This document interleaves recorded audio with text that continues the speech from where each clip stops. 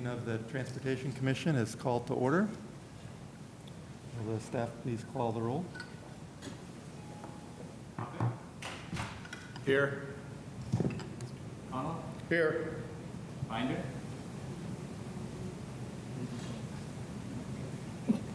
Ballin? Drummy? Here. Flaherty? Here. Davis? Skurushko? Here. Strasburg? Here. Thank you. First item on the agenda, we start with reports and communications. To start with, are there any reports from commissioners? Seeing none, moving on. Next, we move on to reports from staff. First is the 180-day order update. Good evening, Commissioners. Andrew Seabour, City Engineer, here to provide you a status update on 180-day orders. Since your last meeting, no new orders have been issued, but did just want to let you know that 2 prior orders were reissued. This was, I think, the first time that orders have been reissued now multiple times on these particular items. The first one is 4 all-way stops on 7th Street.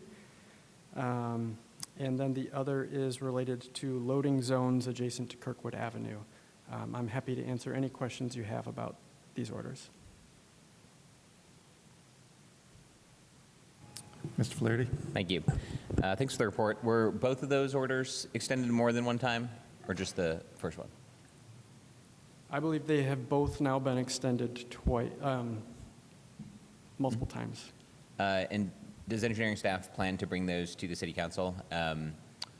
Or are they required to come to the City Council for permanent status? And do you have an estimated timeline for that? Sure. It is a fair question. Ultimately, the topic of these and Title 15 does need to go to City Council. Where things are is our city administration legal team was trying to work with the council legal team and started to work on just the larger discussion about Title 15 and what should be or shouldn't be in that. But that did not get resolved. So I think this is kind of hanging in the balance of those ongoing discussions. And the timeline of that, I don't have anything to offer. Yeah, thank you. And would that be true for like all 180-day orders that were kind of in a limbo of sorts, and we'll just use those on repeat until we have a legal clarity and agreement between the council office and the mayor's office? I think that's the current anticipated approach to these, and where I would keep this commission updated of those orders.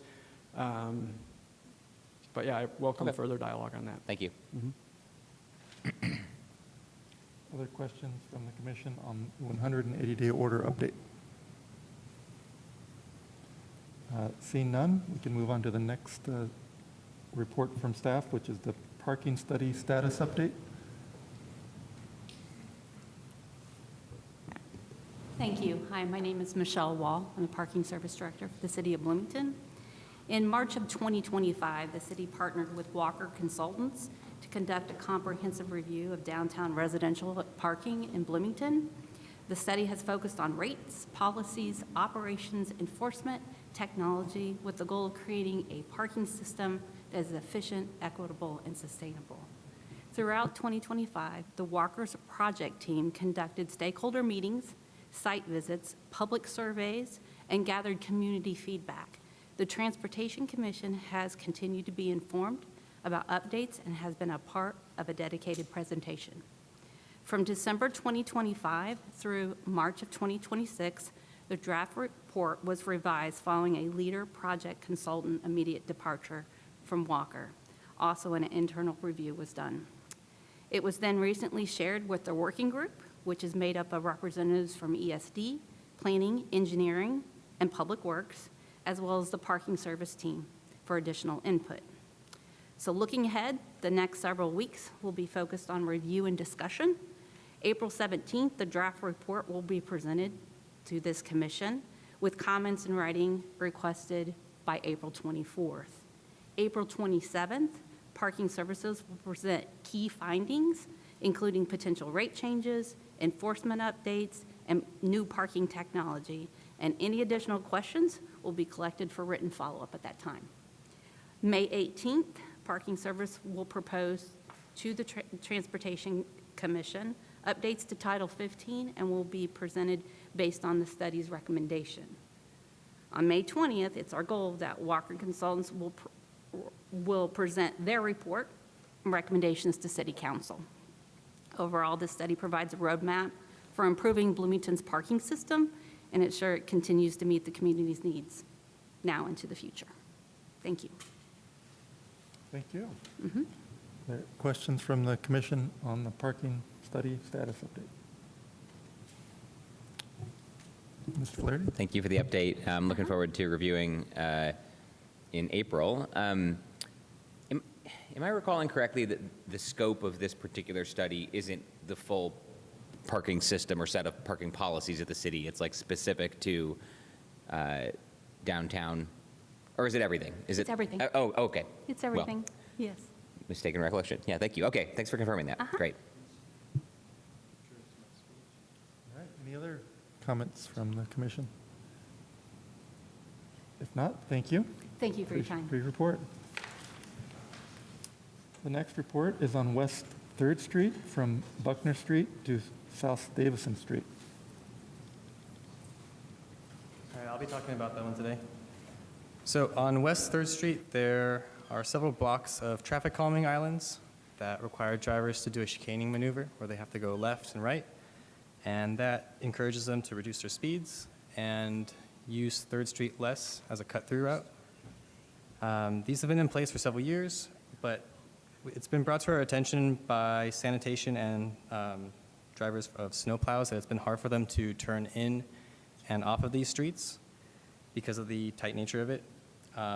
What's happening is that they're either driving over the curb or over the islands, or they're striking the wall of the cemetery. Because of this, we went out to the field and we observed the vehicles making these maneuvers, and we talked to our streets department, and we realized that the best thing to do would be to cut down the size of some of these islands so that we could still maintain traffic calming effects, but allowing these larger vehicles to still make their turns. I did note that sanitation and snowplows were the ones that we're aware of, but I'm also assuming that larger vehicles for deliveries are also having these same challenges. And so if we look at the image, the two blocks that we're looking at are Buckner and Davison. Buckner is the one that's on the east side, and then one block to the west is Davison. So for Buckner, there's an island directly west of the intersection, and that island we're proposing to cut back about half of the length. And then over at Davison, on the east side of the intersection, we're doing the same thing. We're going to cut back the length of it about a half. And then to the west of that intersection, there's an island that we tried to keep as much of the space, but due to simplicity and just to prevent future issues with vehicles, we're just going to remove the entire island. We believe that even if we remove these islands or make them smaller, that will still have a traffic calming effect. But it'll still allow larger vehicles to make the turns and not damage the islands or the wall. Thank you for your report. Thank you. Comments from commission? Mr. Flaherty? Thank you. This is really interesting. Does anybody actually know how long those islands have been there? Quite a while. Like, I want to say 25 years or more. I'm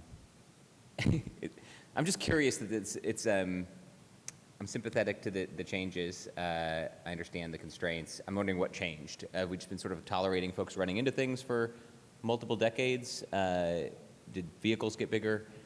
I don't know. Anybody have any opinions or thoughts?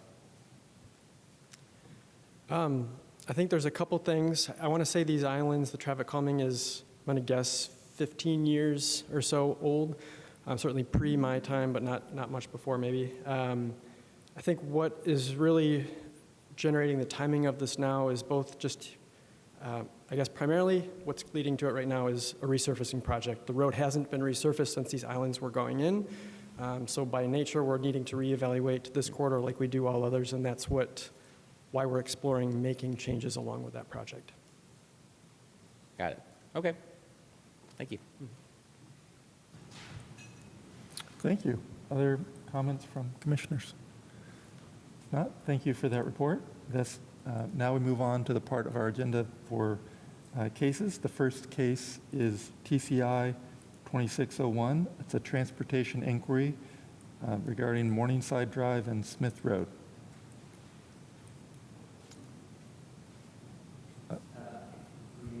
Taylor, or Alexander is here. Now would be the chance to take the microphone.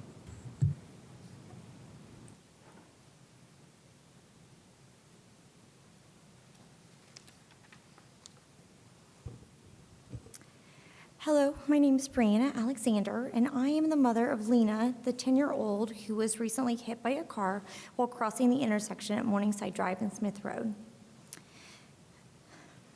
Immediately after the crash, sitting in the hospital ER watching my daughter repeatedly vomit up the blood she had swallowed from missing teeth that were knocked out on impact, I was overwhelmed with guilt. I had failed to keep my daughter safe.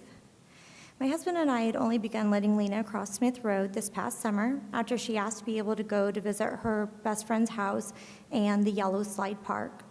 It was a decision we made carefully and only after many conversations about safety and weeks of her demonstrating she was responsible enough to always wear her helmet, travel with friends, and be home on time. I was so nervous, but also know how important independence is for a child's development. Nonetheless, sitting in the ER waiting for answers on the extent of the damage to her little body, managing my composure to keep her calm, thinking through how to make her whole again, and trying not to let my mind spiral to the worst outcomes, I felt like I had failed her.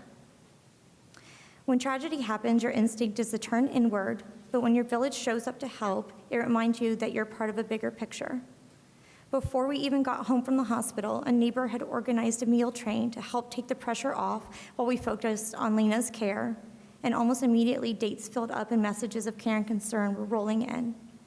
Over the next weeks, the messages from terrified parents who couldn't help but put themselves in our shoes made me realize it could have been anyone's child. I hadn't failed.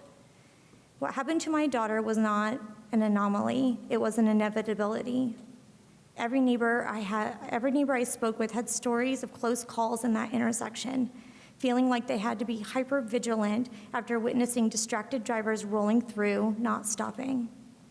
The intersection at Smith and Morningside does not demand driver attention. It needs upgrades that will. Doing nothing now is not neutrality. It is the decision to accept that this will happen again. A serious injury crash is no longer just a statistical probability according to your own data. It has now happened to a child. Parents should not have to choose between their child's independence and their child's safety. They deserve the peace of mind that our roads are designed to keep them safe. I urge you to allocate funds for immediate safety improvements at the intersection of Smith Road and Morningside Drive, because no parent should have to stand in an emergency room wondering if a simple walk to the park has changed their child's life forever. And I've got some photos, I don't know, of the injuries she sustained, if that's something you guys want.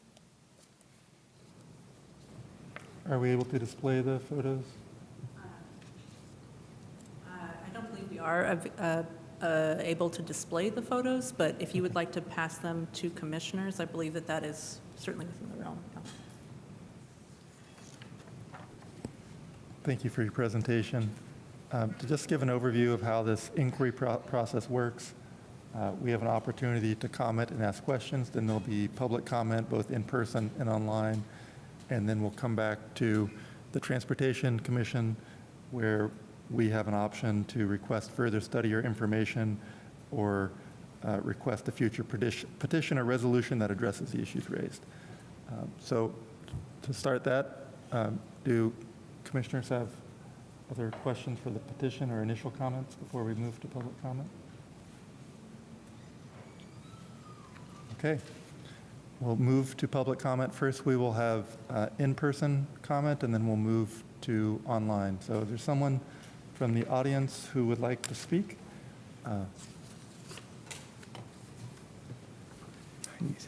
Before we start, The speakers must sign in and be recognized by the chair. Oh, okay. We're limited to 3 minutes, 3 minutes per speaker. Direct dialogue with the commission are not permitted. Remarks must remain respectful.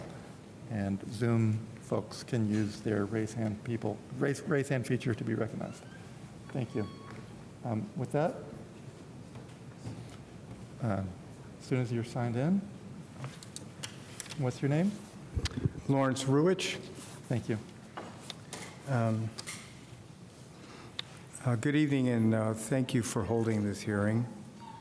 Your willingness to listen and engage reflects a deep commitment to the residents of Bloomington, and that matters. It signals that our community is not just managed, but cared for. As noted, my name is Lawrence Ruich. I'm an educator of more than 20 years, and I come before you on behalf of the Park Ridge East Neighborhood Association and the families, children, and residents who move through the intersection of East Morningside Drive and Smith Road every day. As an educator, I've long believed that the spaces we inhabit, our classrooms and our neighborhoods, should function as learning environments, and in any true learning environment, people must feel safe, seen, and supported in order to grow.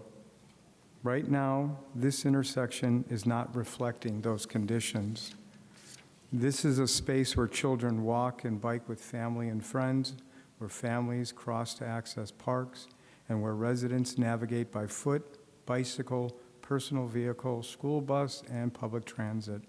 It is a shared space, but it is not yet a safe one. What we are seeing is not an isolated issue.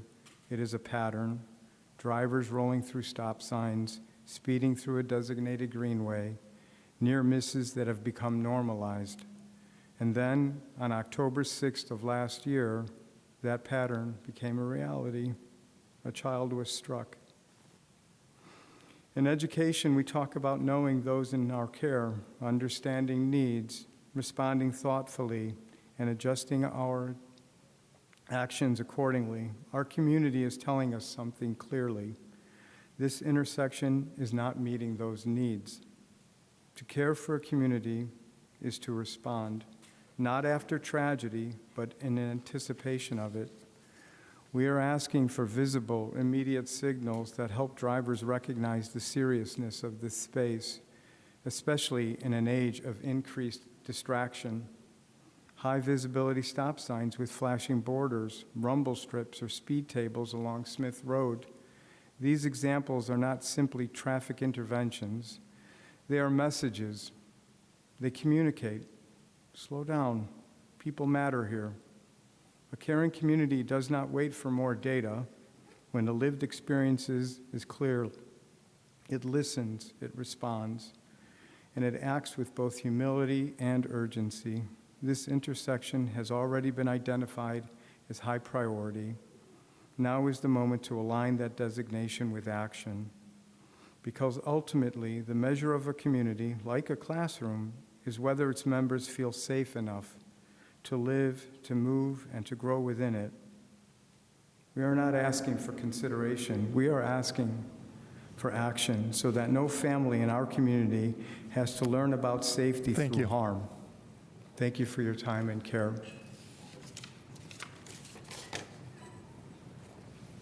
Thank you. Will the next speaker please step up and sign in?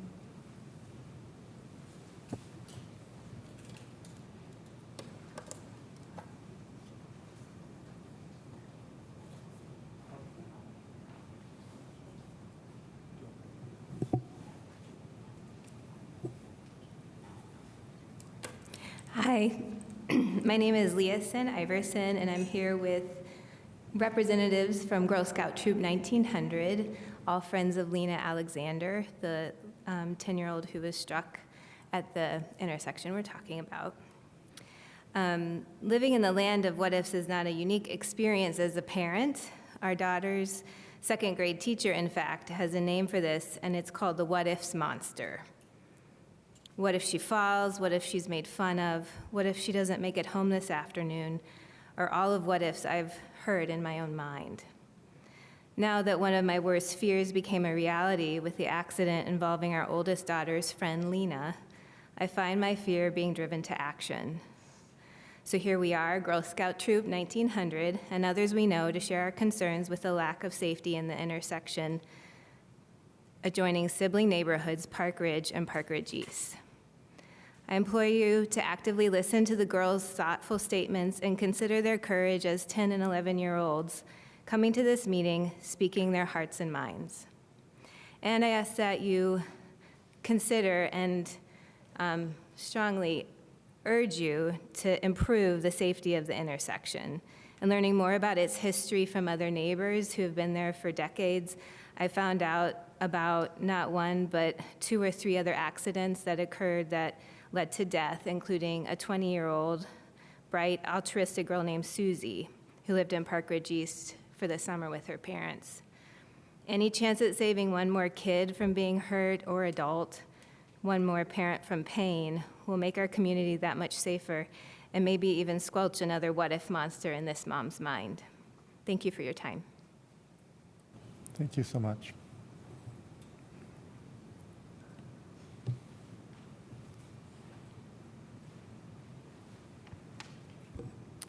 Hi, my name is Violet, and thank you for inviting our Girl Scout troop here today.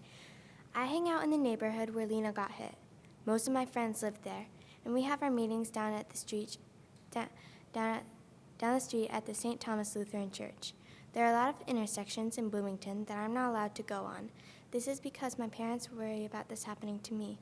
When my mom told me that this happened to Lena, my heart was shattered. How did this happen? My question was answered. She got hit because the driver was on his phone. This is illegal, right? But there are people who do it anyway. There are a lot of people who get hit by drivers who are on their phone. 8 to 10% of cyclists who are hit by cars were hit by drivers who were on their phone. Yeah, that's a lot. And think, this could happen to anyone. Lena's outcome could have been different if she wasn't wearing a helmet. Our troop wants to make things like this never happen again. Some of the most effective ways I think would help is rumble strips, bright pink paint on crosswalks, or flashing lights. These aren't big changes, but we could save a life. Thank you. Thank you so much.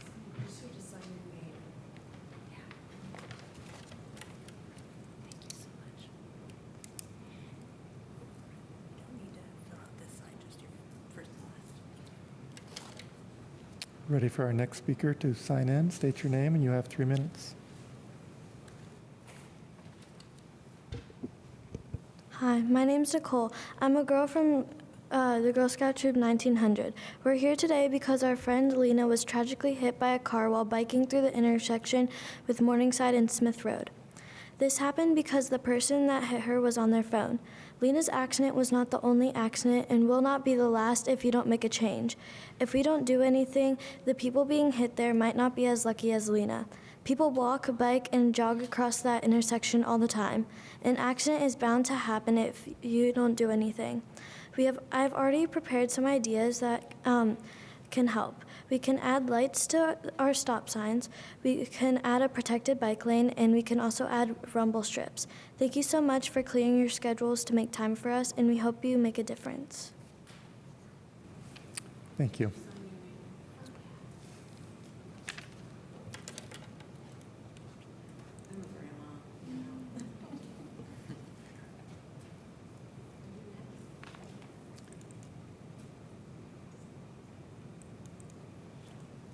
Ready for our next speaker to sign in. State your name. You have 3 minutes. Thank you.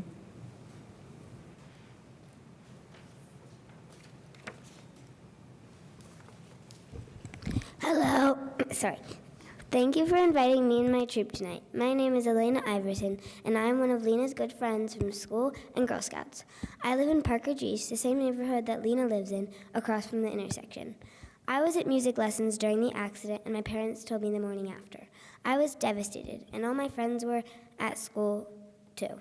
Barely anyone talked at recess, and all we did was walk around. At lunch, Girl Scouts, recess, and most of school, we kept waiting and waiting for her to come back. The day she came back, everyone was so happy.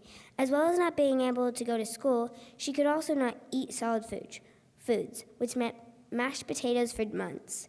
None of this would have happened if it weren't for a college student being on his phone and didn't realize the kid riding in front of him and didn't stop at the stop sign. And that stop sign was the only thing that could have stopped him, but it didn't. So I think that you should add raised berms, intelligent speed bumps, and/or bright-colored crosswalks. These things would help because they would make sure that no one could hit anyone and help people stay off their phones. Thank you. Thank you so much.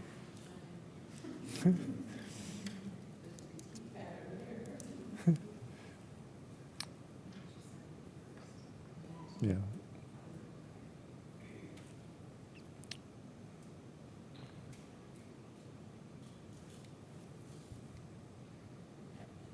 Thank you. We're ready for our next speaker.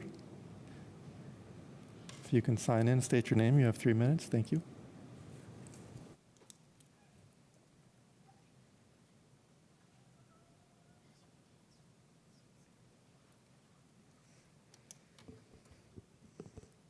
Hello, my name is AJ. I am 10 years old and I am a part of the troop 1900.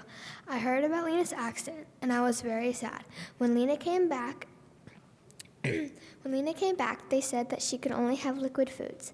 When I heard the person who hit her was on her phone, I was livid. I thought of multiple ways to make sure it didn't happen to me and my friends or my family again. I thought of speed bumps next to stop signs. Since the person ran the stop sign while looking on their phone. Lena looked both ways before crossing the road. They did the right thing, while the other person didn't. I think people in all neighborhoods should ask for walkways, because I have had various accidents where a car almost hit me because walkways were not available. I hope you bring my warnings to reality. Thank you for your time. Thank you so much. Ready for our next speaker? Just please sign in, state your name. You have 3 minutes. Should I write my name?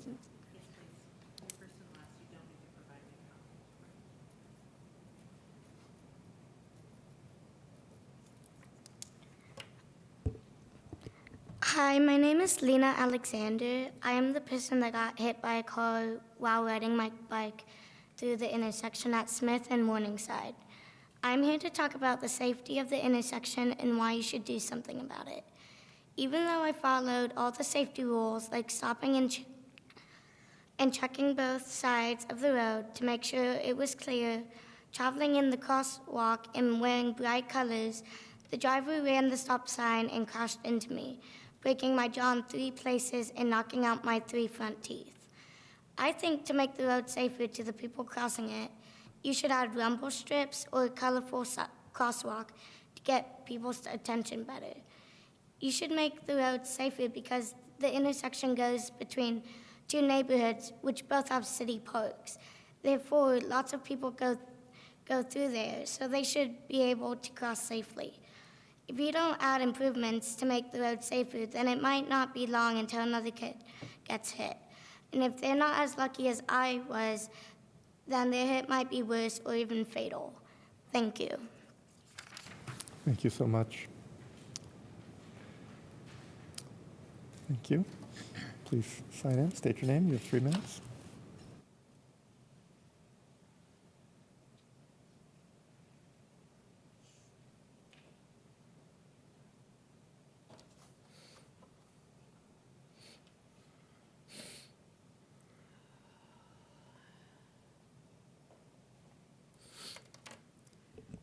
My name is Kathleen Bogus, and I have lived in Park Ridge East for 49 years. I've served on the traffic committee for Park Ridge East for more years than I wanted, but at one time when we were trying to get sidewalks on the north side of Morningside, it took us 10 years to make that happen. We met with the engineers. We just happened to mention that, oh, by the way, there's no slow down for children at the park. That was put up the very next day because I think we were violating national law. But it shouldn't take forever to make these things happen. It took us another several years to get speed bumps on Morningside. I think Brianna was on the traffic committee at that point to see that happen. Some of the reasons given for us not getting speed bumps were there haven't been enough accidents yet on that road to put speed bumps in. Well, folks, that is utterly ridiculous. We've had accidents on Smith and Morningside before. I don't know how many times in 49 years I have sat there trying to get out going west, and people just blare through coming from the north. No, never coming from the south have I seen it, but coming from the north. No acknowledgement that there's even a four-way stop there. It shouldn't take forever. It's pretty obvious we have a problem.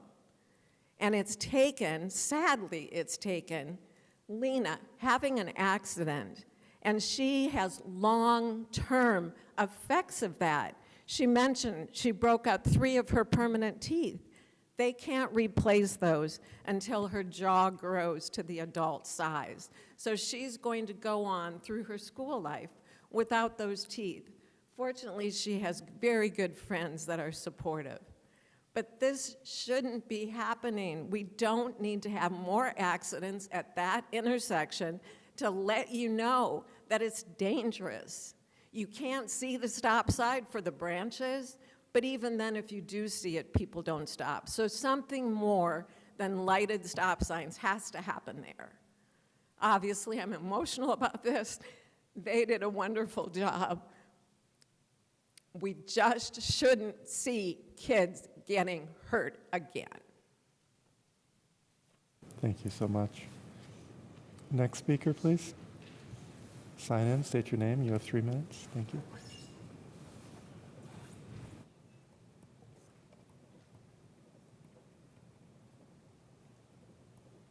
Hi, my name is Steve Eggers, and I'm representing the Park Ridge Neighborhood Association Executive Committee. Not to repeat what's already been said, but I think you understand and have been impressed with the testimony, especially from the Girl Scout troop supporting Lena. To think about, I've been in Park Ridge as a neighbor in Park Ridge, a resident for over 35 years.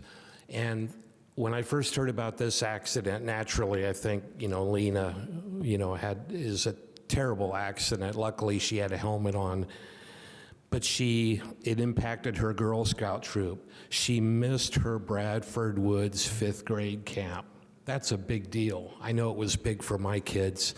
I would defer to you folks. You're the experts. You know what possibly could be done at this intersection to highlight those stop signs, whether it's rumble strips, whether it's a solar-powered lighted stop sign, whatever it takes. But we really, as a thoroughfare between Park Ridge and Park Ridge East, because we both have wonderful parks, thank you, City of Bloomington, we have lots of crossover and lots of kids who know each other in the 2 neighborhoods.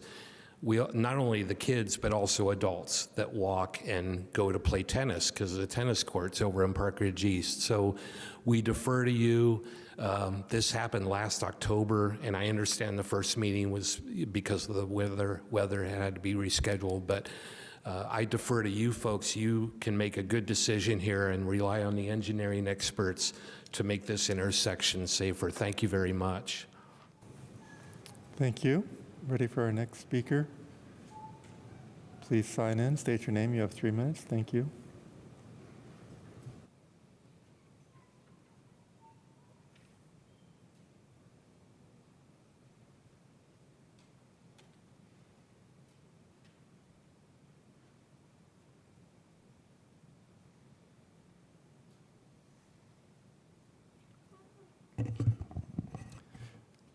Hi, I'm Jim Schrader. I am representing the Bloomington Bicycle Club.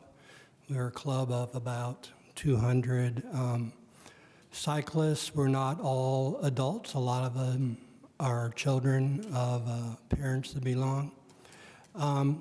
I'm just here to comment that pedestrians and cyclists are so, are so vulnerable users of any transportation system in this country. And we're the ones that usually are hurt or die. It's terrible. That street, from a bicyclist standpoint, that intersection is well used by a lot of bicyclists also. Currently, the bicycle lanes are insufficient. I don't know if there's enough traffic to consider a bike ped path on one side, but it definitely, everyone thinks it got improved because of 3rd Street and Smith Road, all of that construction. But no, it was great right at that intersection, but then everything disappears. All of you on this committee know all about the 3 E's of traffic engineering. Education.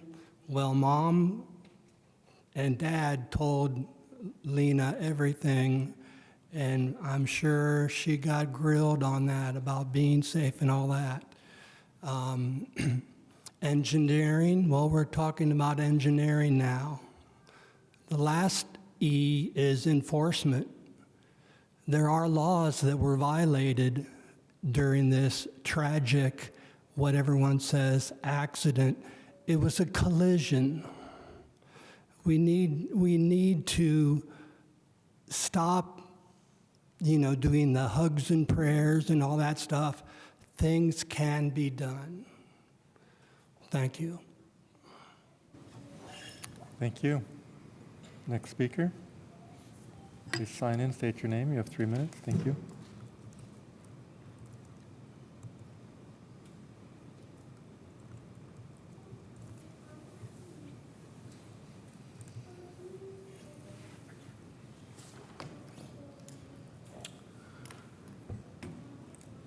My name's Daryl Bogus. I lived 3 houses away from that intersection since 1977. I have learned to distinguish between the sounds of thunder, car wrecks, and squirrels tripping the transformer for the power line behind my house. Duke has replaced the transformer. Storms are getting worse. We have more thunder than we used to. More rain, more snow, more ice.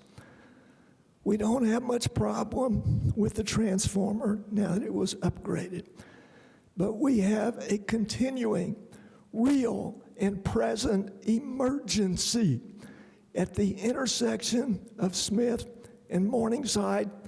I've seen city police parked 1 block towards town on the west side, on Morningside, waiting to see the next car that comes running through the stop sign. And then they turn the lights on and they go issue a ticket. Well, that's nice, but that's not effective. What we need is multiple modes of communicating to distracted drivers. If you're not familiar with the street, go and drive it. Go down to 10th Street and see what's been put up there recently. The flashing lights, the strobe lights, get people's attention visually. We need rumble strips. We need auditory notification that people can hear. People learn different ways. Some people remember what they see. Other people remember what they hear. We don't just need a sign. We need stripes across where the walkways are. Visual, multimodal, immediate, not next year, not next month. Next month starts this week. It's springtime. The kids are out. The dandelions are blooming. The drivers are driving. The bikers are biking. The time to act is now. You heard from the experts. I'm really impressed with the expert comments and opinions that you heard today. You got the picture.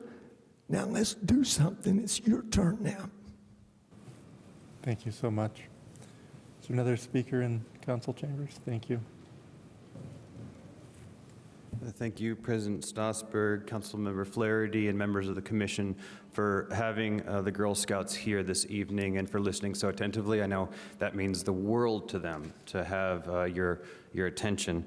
I know you don't want to hear from an old man after these Girl Scouts spoke, but I did want to point out a couple things that I think are important for you to consider as you're moving forward with action, that the Safe Streets for All Action Plan, which is a fantastic document with a fantastic mission, it identifies this intersection as a high-risk network with a score of 37. This is the only intersection on the east side of town, at least on the north side of 3rd Street, that has this designation. And I'll note that the dashboard, which is a fantastic tool to find out where it's safe to cycle, where it's safe to be, it doesn't yet have this incident on the dashboard. And so I just wanted to point out that there are some really great resources that we already have within the city of Bloomington that we can diagnose this. Now, when my wife and I were looking for a home here, we chose Park Ridge East because it was in between 2 ice cream shops. Everyone talks about the parks, but no one talks about the ice cream stores. It's pretty magical, and that's one of the really benefits that people live in this neighborhood. And the other thing is that we have the best school in the entire state, University Elementary. All of these kids ride the school bus together. As I think one of the Girl Scouts was talking about, they knew the next day at school that their friend wasn't coming back because they got hit by this bus. This is a tight community. We've got representatives from both neighborhood associations coming up here today. We've been talking about this ever since it happened. So, again, I've been talking for too long. You wanted to hear from the girls. Action, action, action. Don't kick this down the road. Let's take action, and anything we can do to help you, we'd love to help out. Thank you. Thank you. And could you state your name?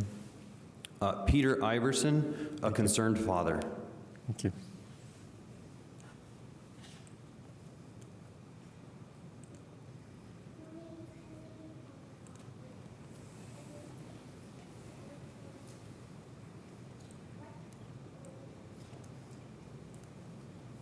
If there's another speaker in council chambers, you can go ahead and make your way towards the podium. Thank you. Please sign in, state your name. You'll have 3 minutes. Okay.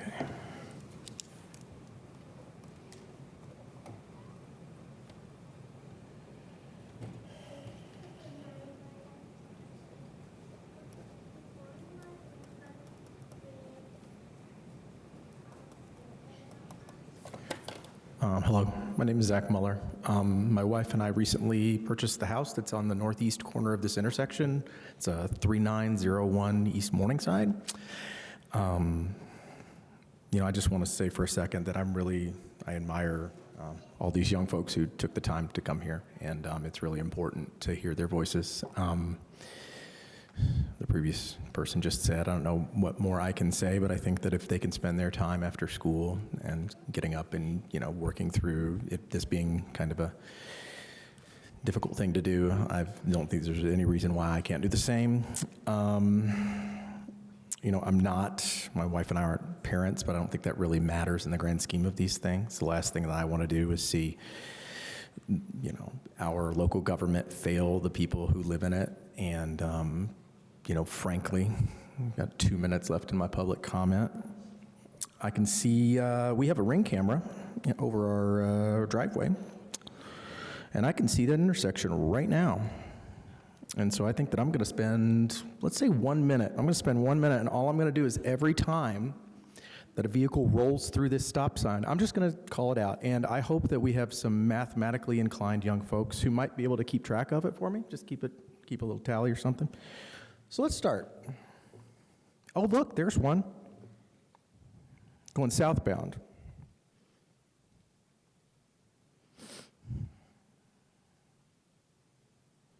There's a car that didn't stop for pedestrian going northbound.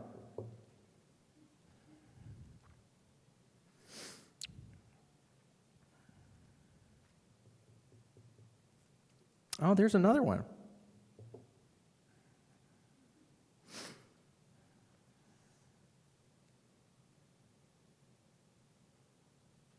Okay, there's a car turning out of our neighborhood, Park Ridge East, that didn't stop all the way. Bad form, neighbors. Up northbound, missed one. There we go, one going northbound.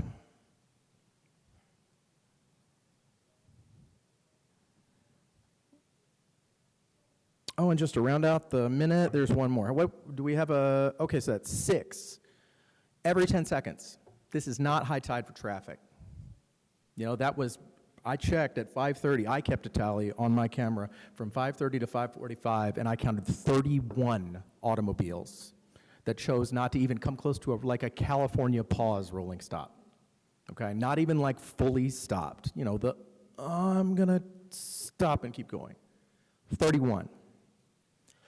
The least we can do is put rumble strips in. My wife and I, arguably, since our driveway backs out directly into the intersection, we'll be the ones that everybody there are going to have the most inconvenience. Let's do it, whatever it takes. I don't care. This is silly. Thank you. Thank you. Any more speakers in council chambers? Thank you. Just sign in, state your name, and you'll have 3 minutes. Thank you.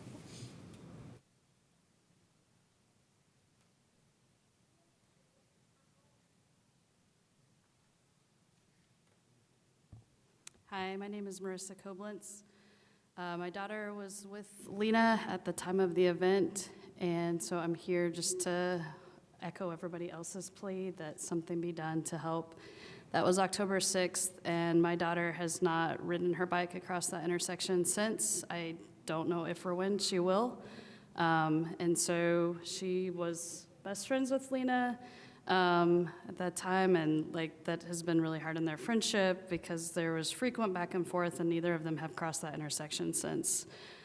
So a very long-term effect on our family and that friendship. And so I echo everyone else's plea to do something to make the intersection safer. I definitely want to see the city of Bloomington really back up their support for kids and cyclists and pedestrians with action at this intersection. Thank you. Thank you. Are there other speakers in council chambers? We'll move to online, and then we'll have another opportunity for people here. Is there anyone online who has raised their hand to talk? Hopi S. Hopi S, please state your name, and you have 3 minutes. Hi, thank you so much. My name is Hopi Stossberg, and I'm the City Council representative for District 3, and both Park Ridge and Park Ridge East are in District 3, and I'm also a resident of Park Ridge. So I thought that it was appropriate tonight to comment on a couple of things. First of all, I want to highlight an understanding, I think, that the representative from the Bloomington Bicycle Club mentioned, but maybe didn't say it clearly, that the entire, and I think one of the Girl Scouts did too, the entire stretch between 3rd Street and 10th Street on Smith is problematic, and it is highlighted in the transportation plan as problematic. And, you know, I've lived here for 12 years, and there have been various times it's kind of been brought up, like, what can we do about that? And one of the problems is it takes a lot of money, a lot of investment to figure out remediating that entire stretch to make it better for pedestrians and cyclists. And so I wanted to highlight that as kind of like recognize that is part of the conversation and part of the problem. But going to this intersection specifically, as somebody mentioned, it is a neighborhood greenway crossing. And it would be really excellent if we could have some consistent policies around greenway crossings. And I think that those policies would start with the Transportation Commission in terms of what y'all with staff are kind of delegated to do, and that would be really great just to have some consistency around town with what we expect as a community in terms of the safety of our greenways, especially when they cross busier roads, whether or not, obviously, there is a traffic signal at that road, because in theory, this vehicle should have stopped. And in actuality, it didn't, because stop signs don't actually force cars to stop or even potentially slow down. And then lastly, I just want to say thank you to all of the residents and all of my neighbors in Park Ridge and Park Ridge East who have contributed to the discussion tonight, especially the Girl Scouts for braving the public microphone, because that can be an intimidating thing to do. And I'm just really impressed with them. And I also really appreciate that the speakers generally, people spoke up with positive suggestions and not just complaints. And I just wanted to really appreciate my neighbors and my constituents for their comments around this intersection. So thank you so much. Thank you. Are there other folks online who'd like to comment? Next, I have Katie Yoder. Katie, you have 3 minutes. My name's Katie Yoder, and I have been a resident of Park Ridge East for nearly 10 years, and I have 2 children who are 8 and 9. I use the intersection at Morningside and Smith every single day. My husband bikes through it for his commute, and my children and I regularly walk to school, to the playgrounds, and bike and run through this area as a family. I'm also a teacher at university, and I have participated in the Safe Routes to School efforts as a parent, educator, and community stakeholder. So I really, really care deeply about how students and families move through this area. And the intersection sits directly on the Morningside Greenway, and it is actively used by people walking, biking, families with children, and community members accessing the nearby bus stop, not just drivers. It's designed to be a shared multimodal space, and it needs to function safely that way. We've been advocating, as Kathy Bodges said earlier, for safer streets in this neighborhood for years, and we were so grateful to see traffic calming added to Morningside. But this particular intersection remains a serious problem. Even though it's a 4-way stop, as many people have said tonight, drivers frequently roll through and ignore pedestrians altogether. I've had moments where I physically had to put my hand out to a car just to make sure they saw me. We teach our kids, as Brianna said, to be extremely cautious, to make eye contact with drivers before crossing, but that isn't always enough. We've had multiple close calls, and we know this risk is real because a child has been hit here. I live across the street from Lena. It was every parent's worst nightmare. I was driving into the neighborhood when I reached Morningside, and I saw her bike lying on the road, emergency vehicles, and then Brianna, her mom, running full speed down the street. It's an image that seared into my mind like a bad dream come to life. Safety in our neighborhood should not depend on whether you are in a car. Everyone using this Greenway intersection deserves to move through it safely. And we've done everything we can on our end to be safe, and now we need the street design to do its part too. Thank you. Thank you. I have Hannah Vaughn. Hannah, you have 3 minutes. Hello, my name is Hannah Vaughn. I live in Park Ridge East. I've lived here for 12 years now, and I live on Morningside. I have 2 daughters who have shared different seasons of life being best friends with Lena. And first, I want to really make it extremely clear that Lena has known how to cross a street appropriately since she was 5. I think that's how old she was when she came into my world.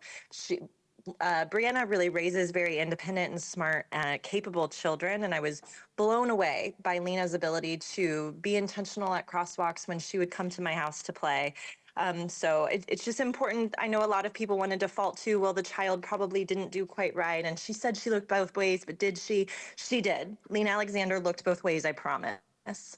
The other thing that I want to say is that I walk my dog down this same path at more obscure times, 6 a.m., maybe 8 p.m., those types of things.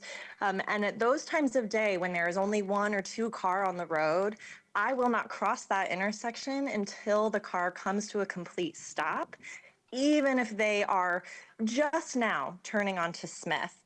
Because of the number of times I have nearly been hit while walking my dog, wearing a headlamp, wearing a reflective vest, I wait until the car comes to a complete stop, regardless of if I could have gotten, I probably could have gotten across the street entirely if I had just gone. But it's just an intersection that is blatantly ignored over and over and over again. So at this point, I feel like white noise. You've heard from the girls who broke their hearts, finding out what happened to their dear friend.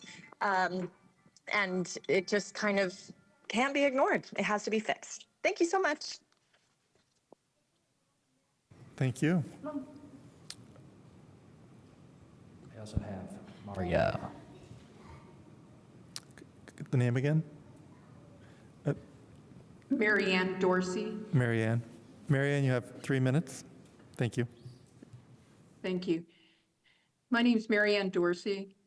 I'm currently honored to serve as the president of the Park Ridge East Neighborhood Association. I've been impressed with everyone who's spoken tonight and all the comments and data that they've shared, especially the Girl Scouts. I trust that many people there are concerned about this situation and want to do something, but I think as Daryl Bogus put very well, it's time to do it, or over time to do it. I know we share stories, but sometimes stories actually have effect. As a young girl, I lived in Indiana on a street that had similar issues. My close girlfriend, best friend, got hit by a car and broke her arm. It flipped her over the car. So similar to this, the Girl Scouts, and I was one of them, and neighbors went to the county at that time and said, please, please, please do something with this street. Everyone was concerned. Everyone wanted to do the right thing. But whether it was funding, again, I was 9 years old, whatever the issue, nothing happened. When I was 18 years old, my best friend at the time, her sister was in a car, same intersection, same thing, and she was killed. To this day, people that were in that meeting often regret and wonder, what if we'd done something differently? After that, it still took another 15 years to change that street and intersection. I'm just asking that we don't make the same mistake here, and we do whatever it takes to make it safe for children, adults, anyone who is using or crossing that. I appreciate Zach Miller timing it right now with his camera and telling us who was running the street. Just before I left town, I was there, I came to a full stop, and the motorist looked over at me and just blew right through the center of the street. It happens every week, 2 or 3 times. So thank you very much, and I appreciate that you'll do the right thing. Thank you.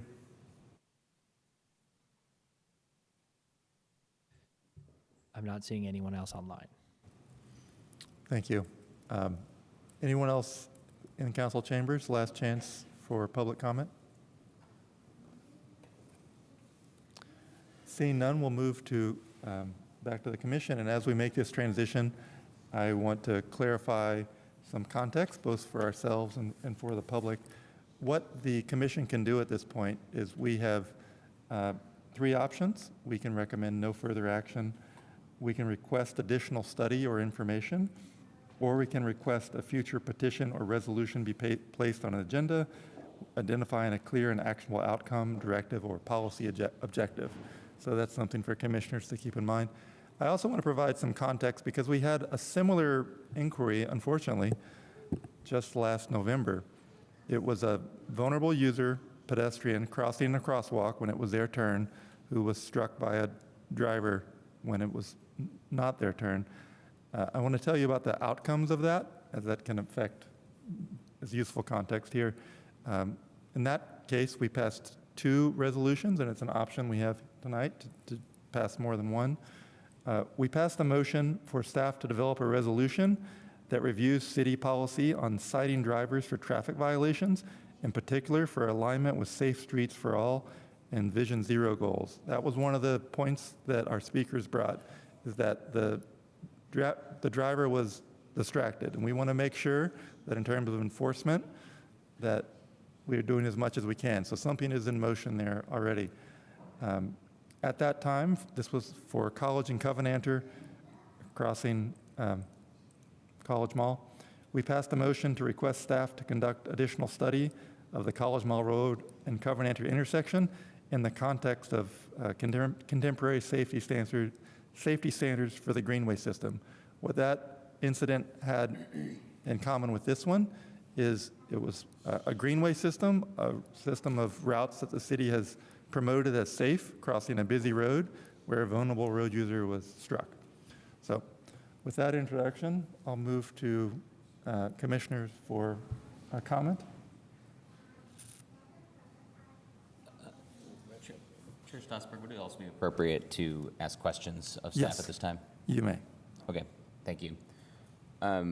Yeah, so compliance is well, enforcement is definitely one issue here, and I think we've already taken a step to advance policy, hopefully policy change on that front, but recognizing, as a lot of this commenters did, that we're really aiming for safety by design to the maximum extent possible. And I'm curious for the engineering department's perspective in a situation like this, so from a design standpoint specifically, when we're looking at an always stop with poor compliance maybe on the high volume street, what additional options do we even have in our toolkit to increase safety by design in a situation like that?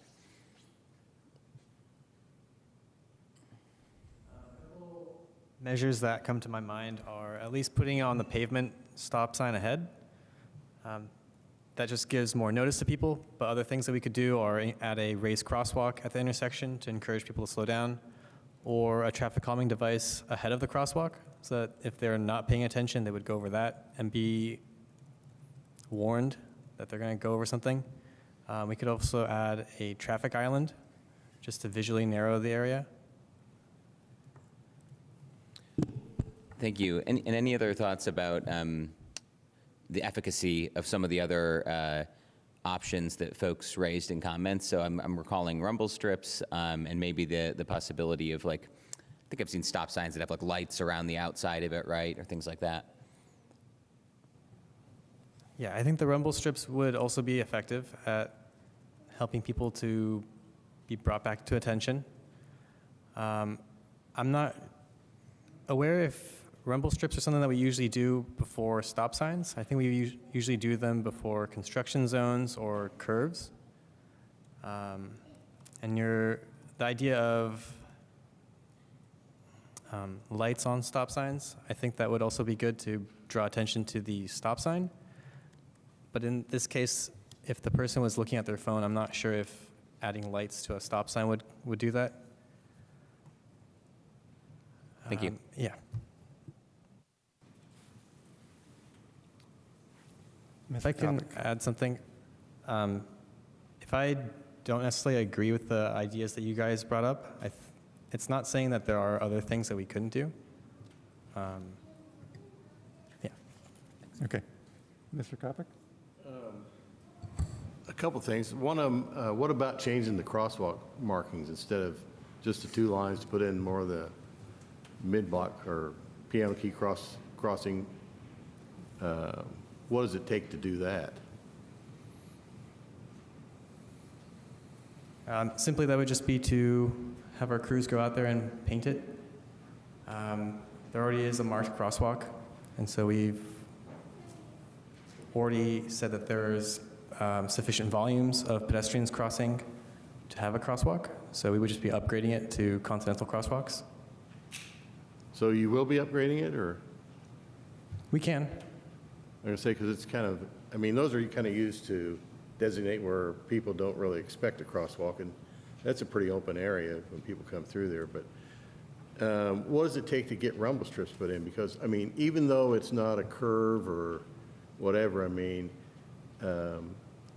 it's kind of an area where people do roll through or just drive through because it's, like say, it's kind of wide open.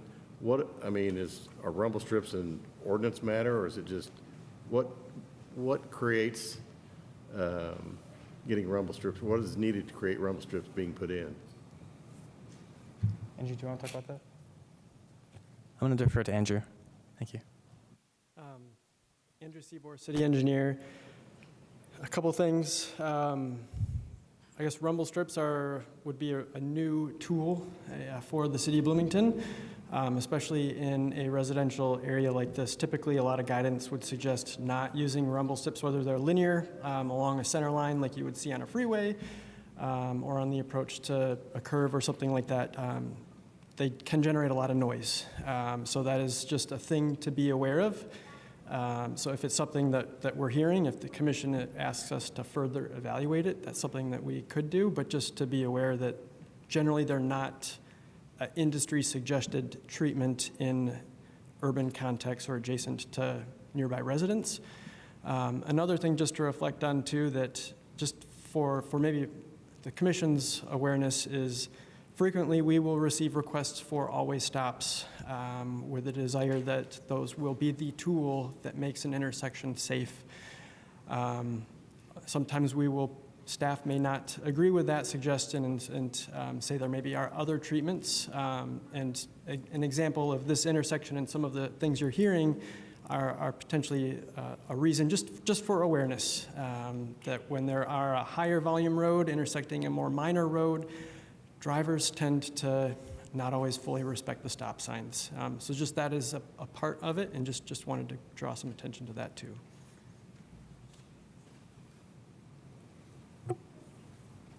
Ms. Sukarochko? Yeah, I have a question about the ways how we can resolve this. We talked about a few ideas in here. People brought up some ideas. You mentioned something. What's the best way to identify which will fit this specific intersection, which will work there best? I'm guessing it's research, but then maybe we already have some information so we can make some assumptions, or in general, how do we define the best solution and how do we measure the outcome of this solution? Those are really good questions. I think that's a part of what this inquiry process is, so the commission can certainly request staff to do a further study if there are particular treatments or ideas you would like staff to do further evaluation on or research. We'd be happy to and to share the findings at a future meeting. So that's certainly a tool. And I'm sorry, if you guys are asking questions and I'm not answering them all, that is not on purpose. I am struggling. Was there more to that? My second question was about the metrics. How can we measure the efficiency of this solution? I mean, we need to assume something and then we'll test it out, I'm guessing. So. Yeah, there's various options. A lot of them can take and consume time and resources on staff's part. There's things that we could do like evaluating compliance. What are speeds? We could do a compliance study of how many people are stopping, how much are they, or how close are they coming to stopping. Longer term, you can measure crash trends, which is not what anybody wants to do, but I think compliance is something you can assess and measure over time. And I think I have a follow-up question. So I'm sure we have similar situations in other areas of the city. I wonder, do we have any numbers or data on what solution worked in there, or what can be reused, like similar context and solutions which worked or didn't work? Can we use that information somehow? I think generally that's a thing that I think staff is always trying to keep in mind, is when we look at a particular location that's getting more attention, is just keeping the larger network in mind, in that wanting to make sure that we're being consistent and appropriately prioritizing things across the entire city, recognizing there are other crashes where we don't always hear about or we don't have really compelling cases for, so just being mindful of that.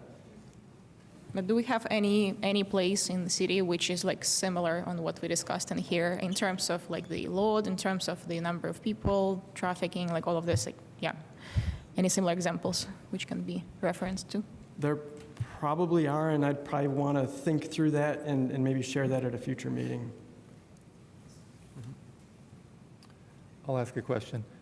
Some neighbors have suggested a mural at the intersection as a possibility. Is that just to get people's attention more? Is that a possibility? I think the city does, I would want to revisit it, but there is a art in the right-of-way policy. Those things go through our city board of public works. One thing of note in relation to some of the comments too are that there are very strict guidelines on what crosswalks can look like. So we do not permit murals or different color crosswalks, but something outside of the crosswalk is more possible. We haven't seen a mural on a road like Smith. They've generally been on more lower volume local streets. So those would be just things that would be looked at. And logistically, would there be a problem with whatever temporary closure to make something like that happen? There's always a process to work through things. Okay. We have major roads that closed at different times. That's possible. Thank you. Just a quick question.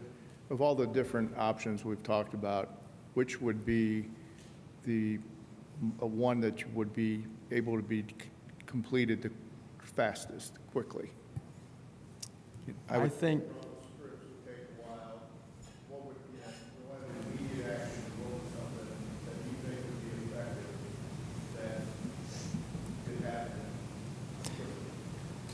the honest trick and the part of that question that I struggle with the most is what would be effective, if I'm being honest. I think one of the things that we could do most easily, and this is me as the engineer that isn't responsible for those that install and maintain things, but would be to look at the crosswalk markings and potentially explore a crosswalk marking that is more high visibility.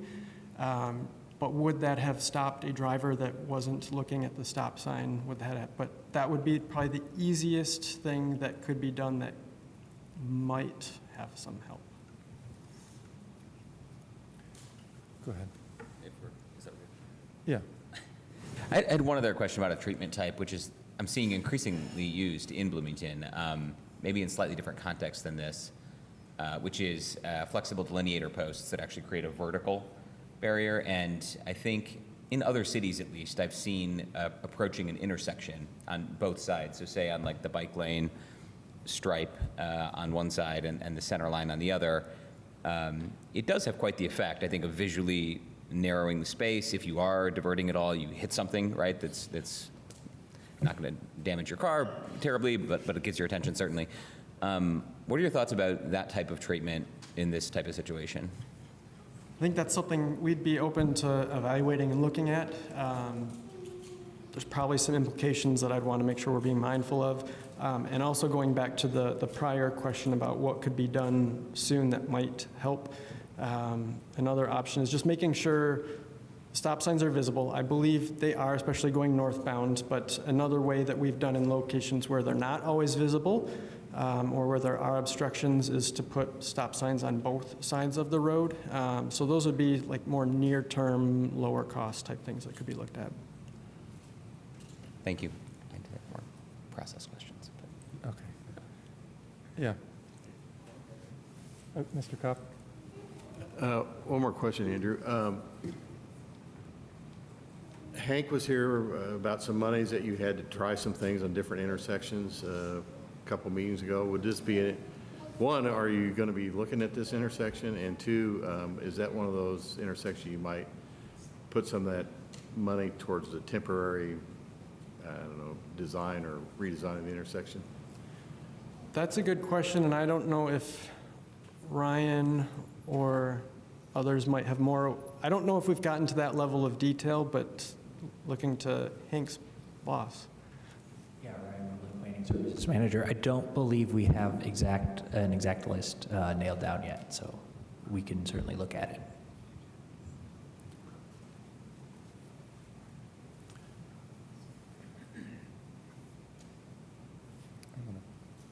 Ask a question. Okay.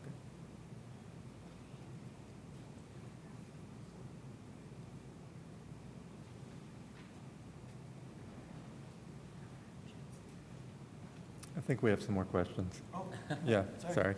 I'll ask one. So,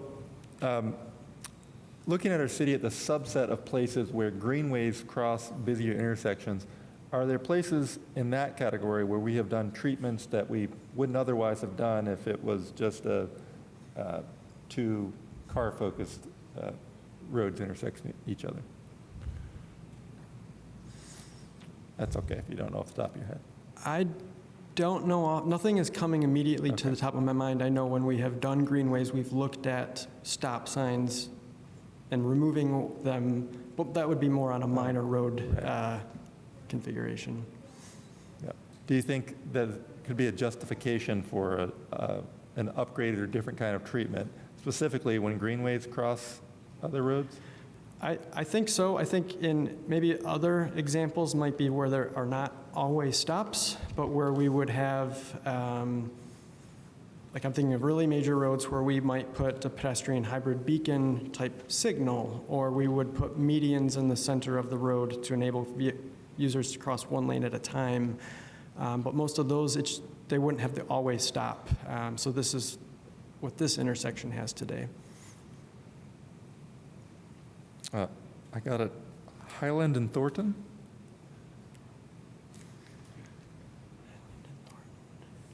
Yeah. Highland has bumps. Okay. Breaking news.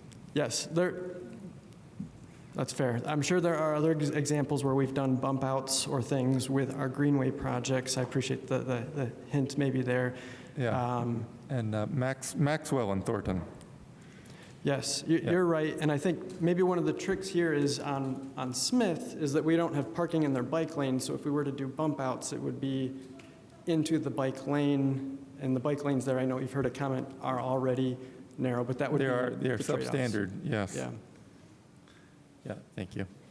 We have some more questions or comments. I think I'm going to go to Mr. Drummy next. Thanks. Recently, during a quarter study, we talked about neighborhood circles and traffic circles, and there's something between a neighborhood circle and a traffic what we think of as a roundabout, I guess.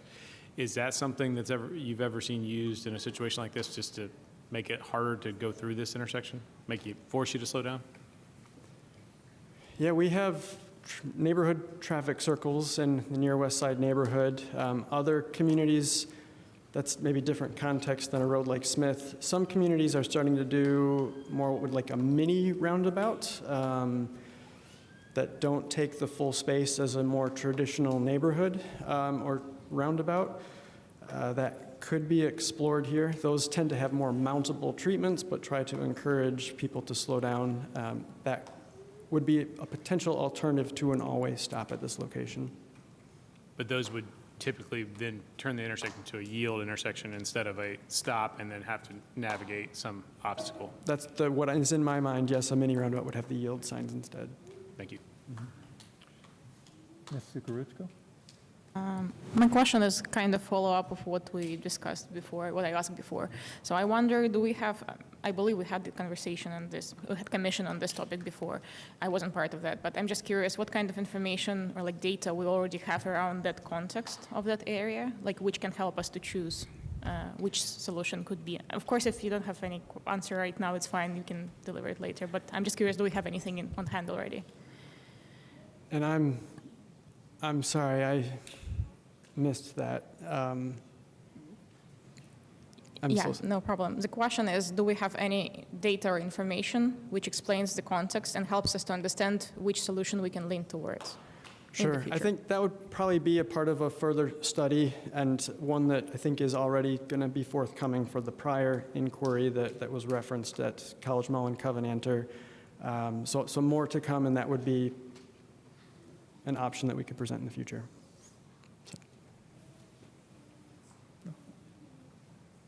Okay.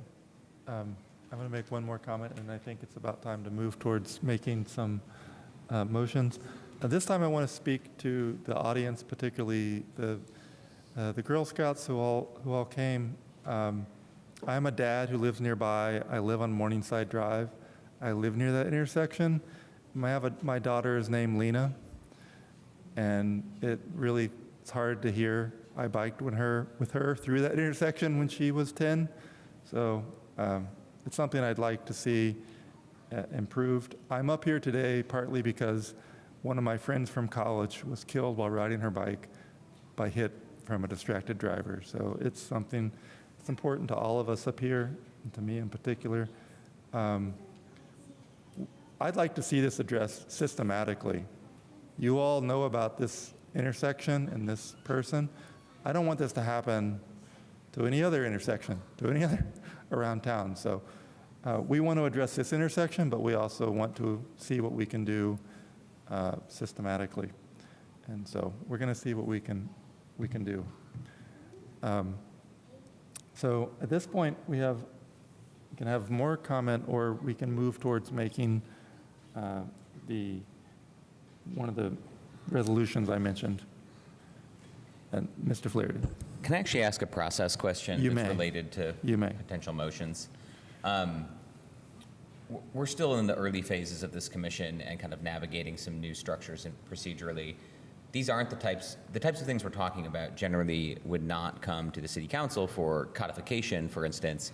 I'm just trying to get a little better sense. Is the only policy path now through one of these routes that the commission would take? Are there also things that the engineering or planning department might do at its own initiative, for instance, that wouldn't actually require formal action of this body? Could someone help me clarify that? I'll try. Certainly on this topic, the commission has, per the rules, the 3 options to explore. I think more globally, a couple things that are on my mind are the engineering department is, for the first time in over 3 years, fully staffed. Over 3 years. And so between that and also I think some recent hiring happening in the planning department, we're getting to a point where we can start to do what we are charged with doing, and what some of those things are called out in the safety action plan. There are a number of action items that we have honestly just not been able to do all of them because of capacity constraints. So hoping that we are able to be more proactive in identifying things per that plan. That being said, I don't think we'll be able to do all, but we intend to take steps forward to address some of those. I don't know if that answers your question, but some of those may result in policies, standard procedures, things about how we are moving forward with various activities. Yeah, and maybe just by way of follow-up, and I know we can take the route of passing things here, and we probably will, but that takes time because we meet monthly, and so just wondering what options are there for staff to act at its own expertise and initiative too. Yeah, and generally just speaking, there are things that this commission doesn't see that result in action. Typically what we are taking before you, and we are all learning this is a new thing for all of us, is trying to be proactive about bringing forward major capital projects. And then also things that do have policy changes, things that would have typically been in a Title 15 ordinance. That being said, if there are other things that I am blanking on or other desires of the commission, to please let us know. But there are other things outside of those realms that we do address over time. Okay, thank you. I'll add one more question. If neighbors did want to pursue a mural, what would be the process step for that? I think maybe probably an email to Transportation Commission, and we'll make sure to get you directed to the right people and process. Thank you.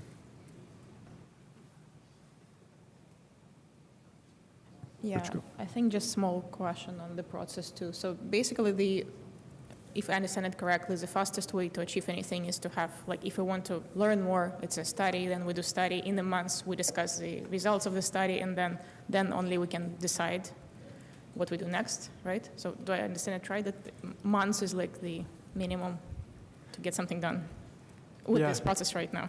Yeah, I think if the commission asks us to do a study, we'll do a study. We will keep the commission up to date and share the results of that study.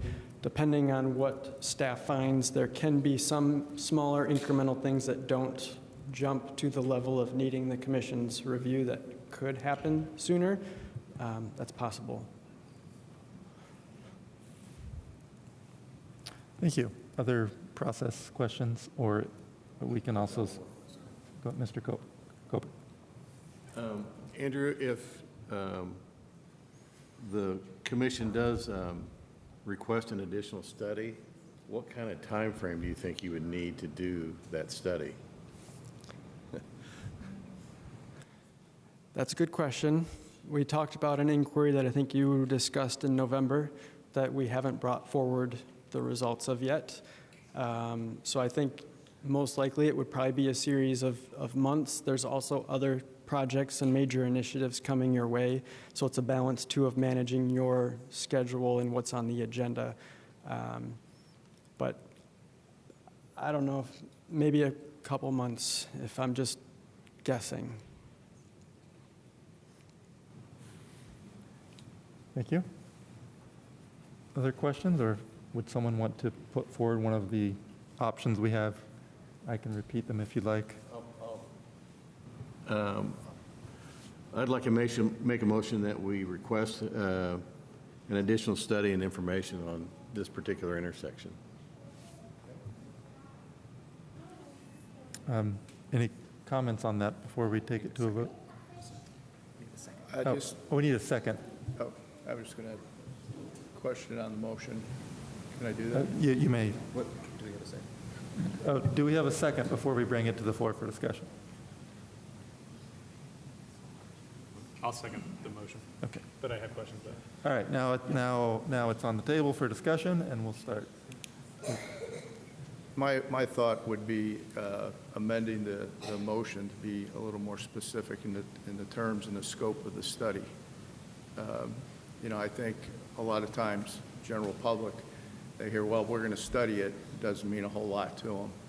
But I think if we could amend the motion to be somewhat more specific in terms of the scope of the study, whether it be the rumble strips, the additional signage, all the things that were mentioned, or if it's just going to be a comprehensive, we'll leave it to engineering, and just my thoughts. Thank you. Other comments on the motion? Comment, I guess, / question. I looked up online to see what our resolution was related to the Covenant or College Mall. I have it here. Remind me again what that was. Great, I have it here.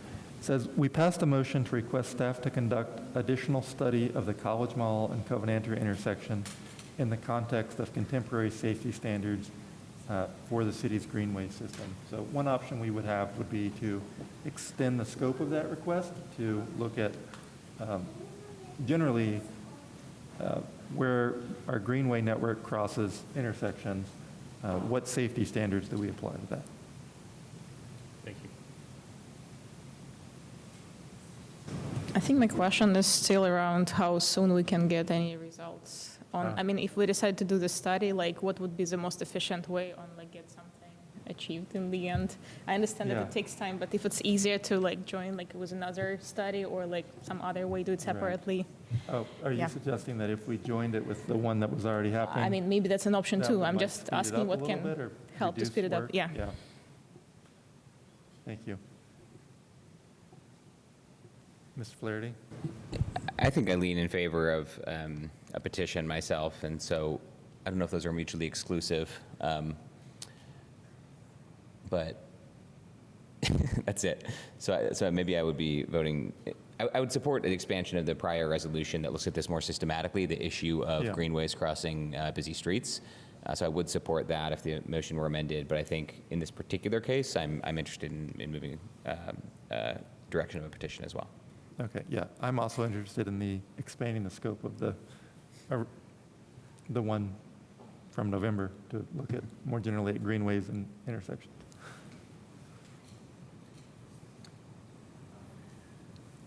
So if we expand the existing one, is it in action already? Like, is it in process already or not yet? This is the one you mentioned that it's not happening yet, right?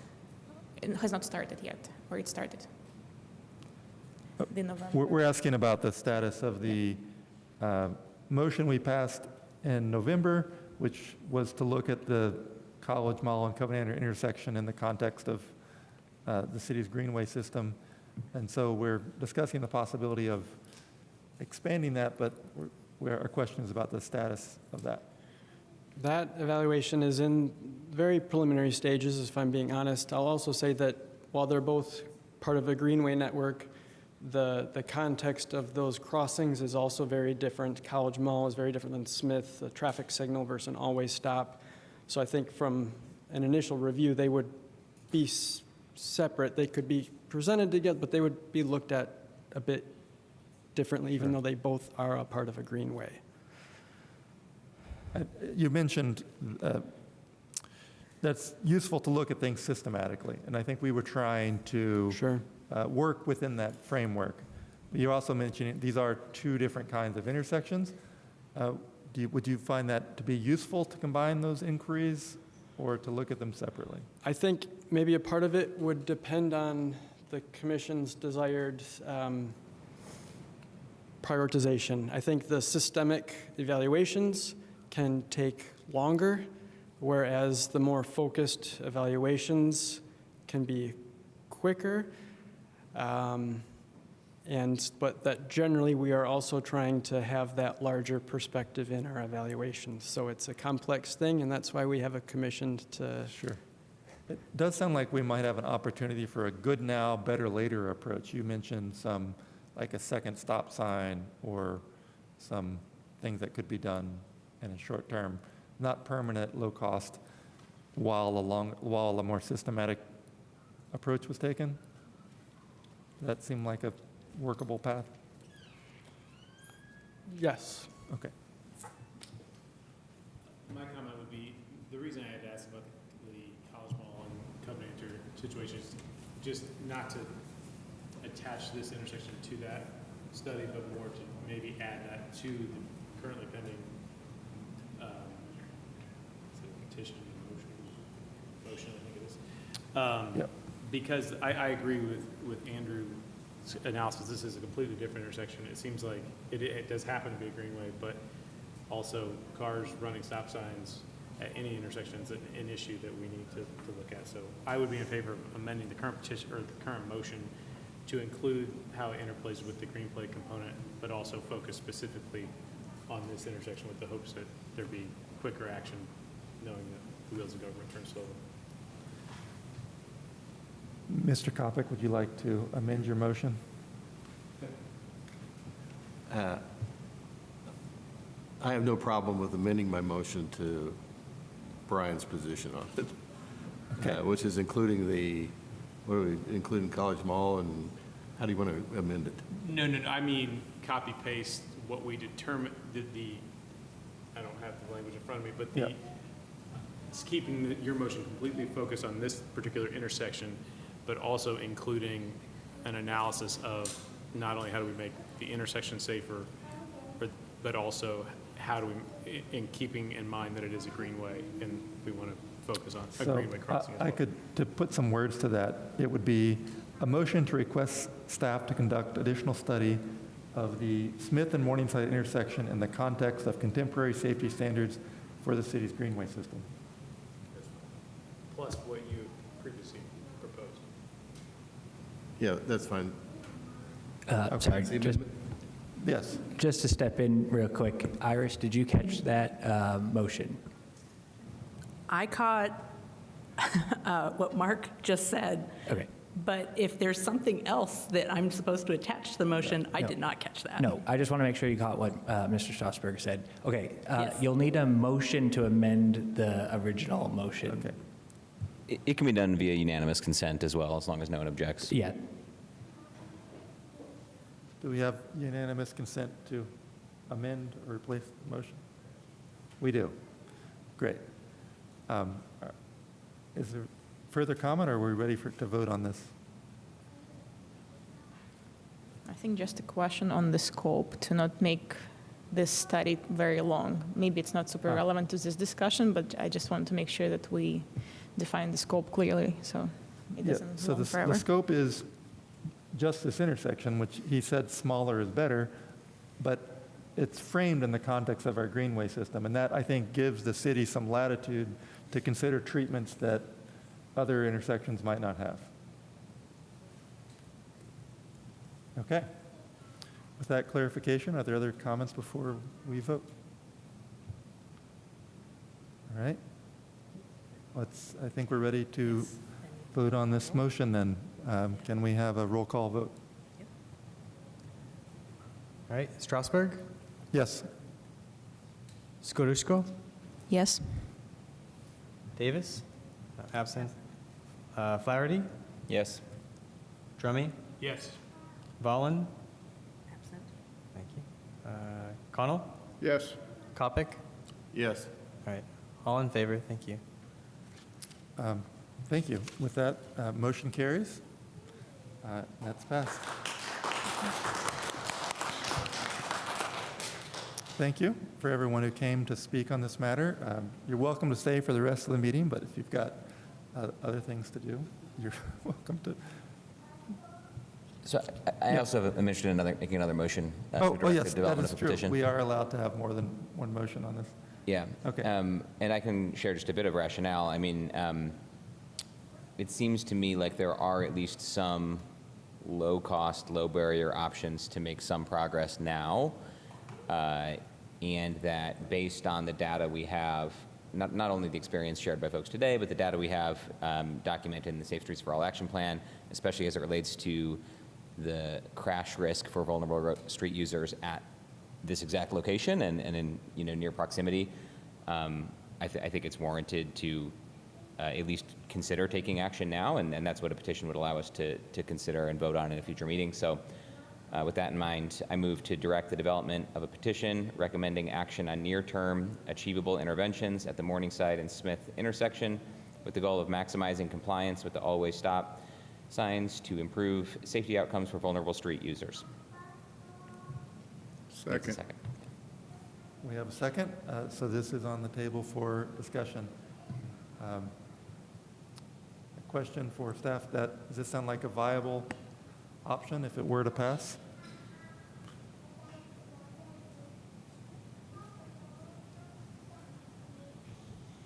I think the motion is clear. I think being transparent, the question that's in my head is what criteria would be used to hypothetically put 2 stop signs at what intersections, or what intersections to do higher intensity crosswalk markings, knowing I think we need to do a better job maintaining the markings that we do have at the same time. So those are just the questions in my mind. The motion is very clear. We're happy to evaluate and come back on that. So to clarify, you're asking to us to look at this at a system perspective of like, what criteria are we using at this intersection that we would be comfortable with applying elsewhere in the city? I guess, in honesty, I think those will be the questions that I'm going to be asking myself in evaluating and Yes. responding to this. Yeah, that's fair. Thank you. As a petitioner, do you have a response? I think it's a good question. I think, we often aren't thinking of those things and always need to be because we can't do everything at once and we have limited funds and limited staff capacity and all the rest. I think at the same time, we often don't have those systems in place, and we can't let that prevent near-term action. And again, for me, the kind of dispositive factor beyond, the catalyst of folks coming tonight was the Safe Streets for All Action Plan and the data we have, again, with respect to bicyclists in particular, actually, at this intersection. So in the absence of a more perfect systematic approach, I think those data-driven maps in the Safe Streets for All Action Plan about different crash risks for different types of roadway users is a useful proxy. At least that's where I was coming from. So, Mr. Flaherty, can you clarify, were you calling for something temporary until the longer term was in place, or more actually calling for something immediate?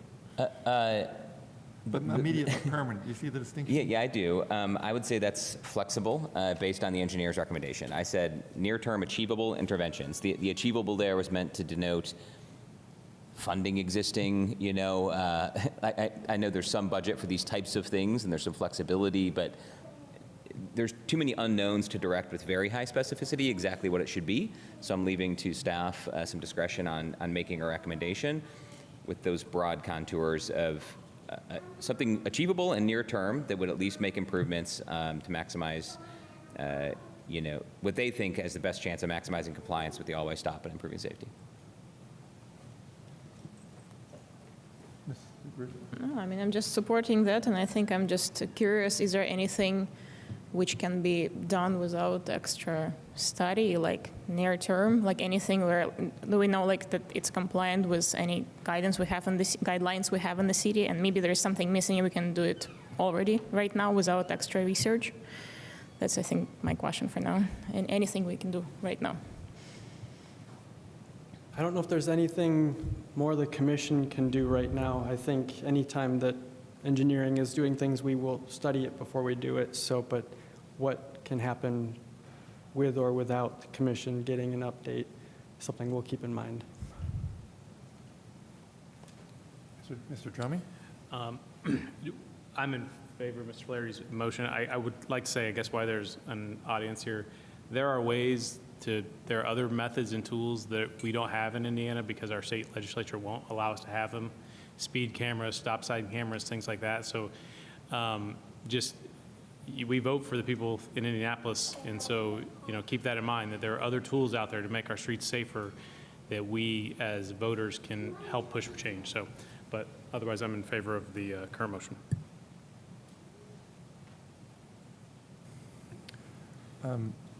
I would consider a framing of have it be temporary until this study until something better is done, right? So we're not just doing a reactive thing. So I'm in favor of improvements, but I want to do good now and better later. Can't disagree with that. Yeah, okay.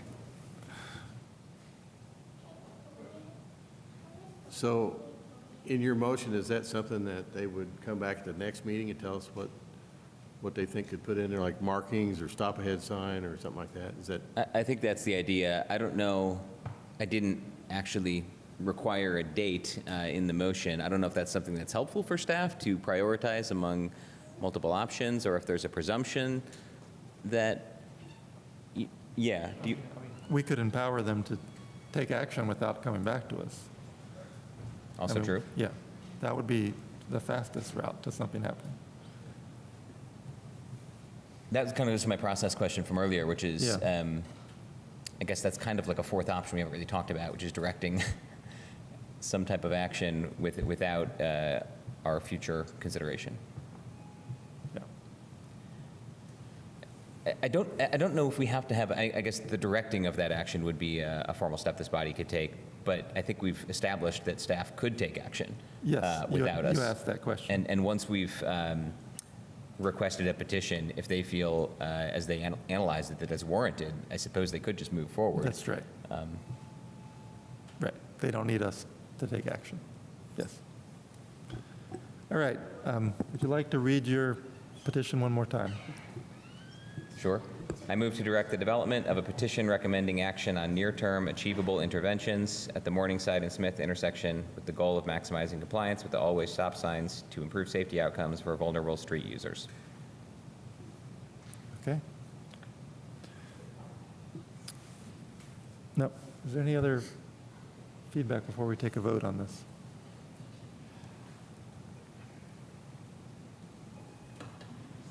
I'm sorry to talk about process.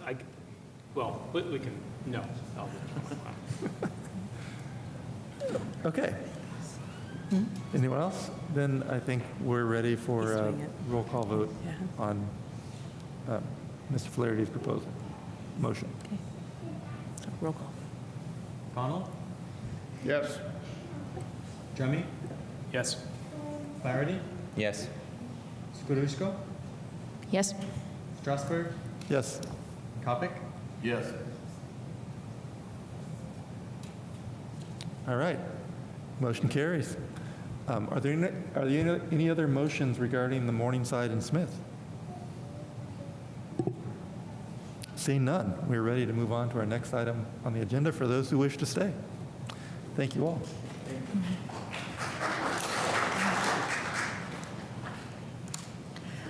For those of you who did attend, I was collecting, some people wrote something that they would like to be included in a packet.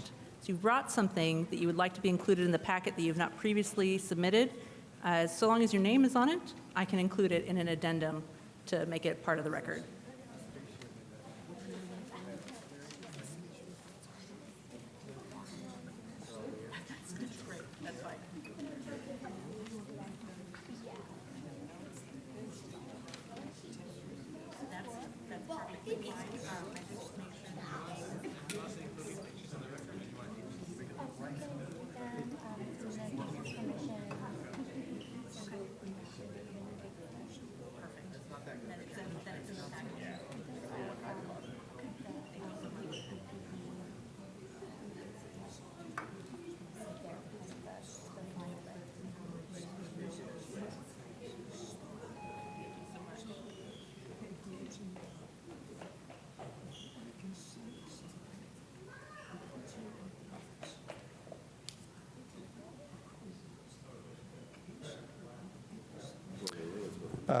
We will move on to the next item on the agenda, which is TCP 2607, Infrastructure Improvement and Title 15 Amendment, Rogers Street, Grimes to 3rd Street. Is there someone here to present? Yes, I'm over here. Kendall Kanoki, Engineering Department. I'm just going to go ahead and share my screen here and present.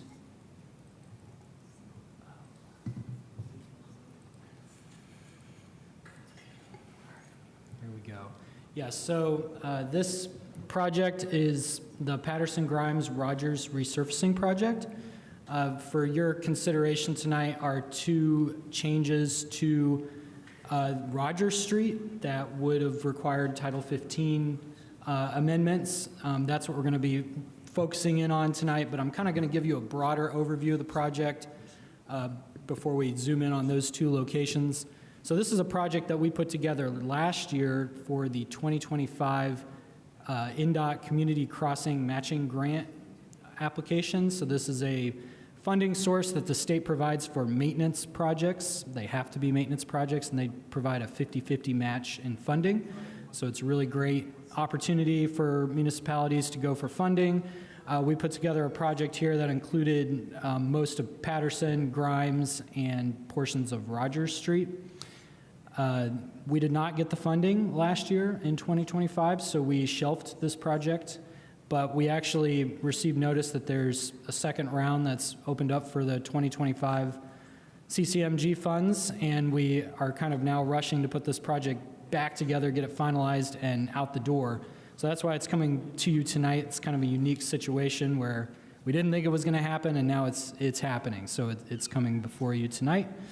I kind of wanted to talk a little bit about when we do these kinds of projects, you know, they're primarily resurfacing maintenance projects.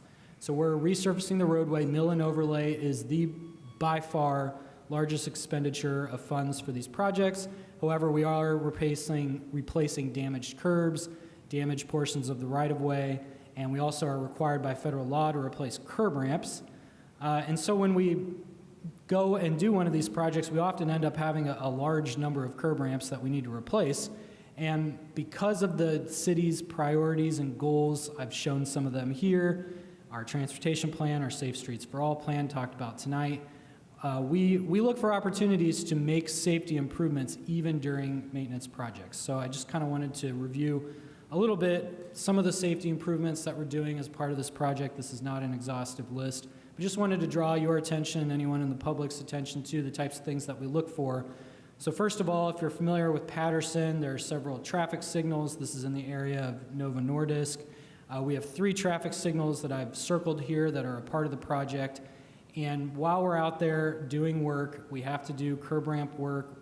We're going to do some safety improvements to the signals. So a few that we're doing here, we're adding flashing yellow arrow 4-section heads to the signals. So currently I've got a screenshot of one of the Patterson signals. It's just 2 green bulbs. We're going to go ahead and add a flashing yellow arrow anywhere we have left turn lanes. This is a proven safety countermeasure. It also allows us to make changes to the timing of the intersection and potentially improve pedestrian crossings by being able to show a red arrow. There's tons of opportunities for safety improvements with these. So we're going to go ahead and add them. We're also going to add the back plates to the signal heads. This is another proven safety improvement, and we're going to do this at all 3 of the intersections. We're also going to add an additional section head around curves. I think I have, no, I don't have an example of that, but this is, oh, I did. I drew a little, you can see my sketch there. This is so when, you know, a tree is blocking the signal, as you're approaching it from around a curve, you can actually see what the signal is showing, whether it's green, yellow, red, and you can see it farther in advance of the intersection than you could otherwise. New pedestrian push buttons. These are just some of the changes we're making that, you know, are low cost, but great opportunities for safety improvements at these intersections.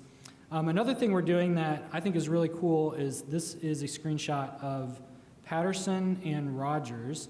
And one thing that we've had a lot of success with is doing truck aprons to slow down turning vehicles as they're making a turn. So this is the intersection of two truck routes. We have to have a large intersection to accommodate those trucks.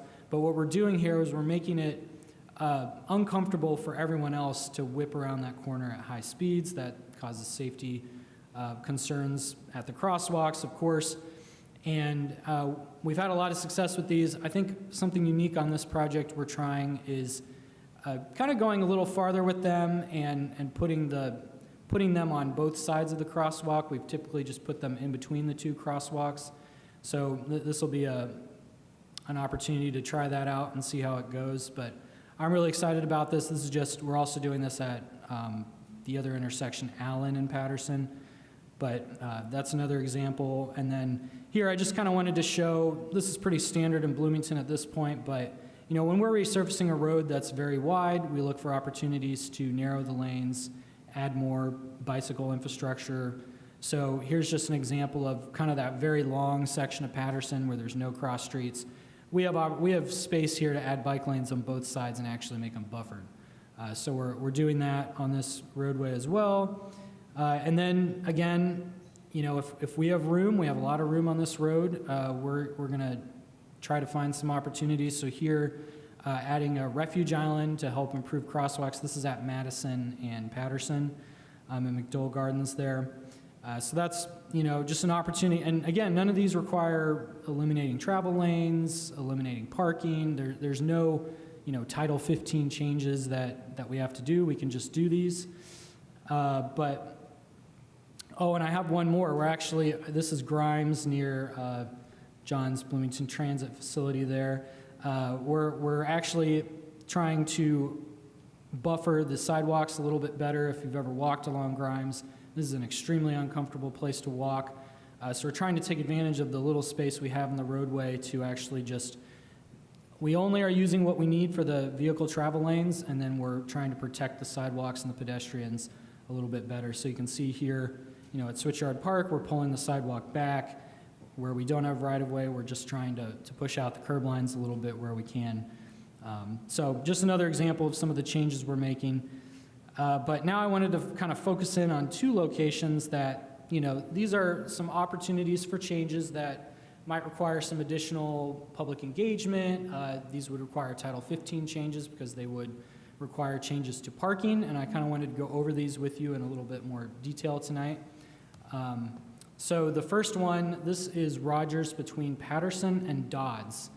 And if you're familiar with McDowell Gardens, this is the location where there's parking on Rogers on the east side of the roadway. So if you're headed northbound, you're supposed to shift, taper over to the left, go around the parking spaces, then taper back.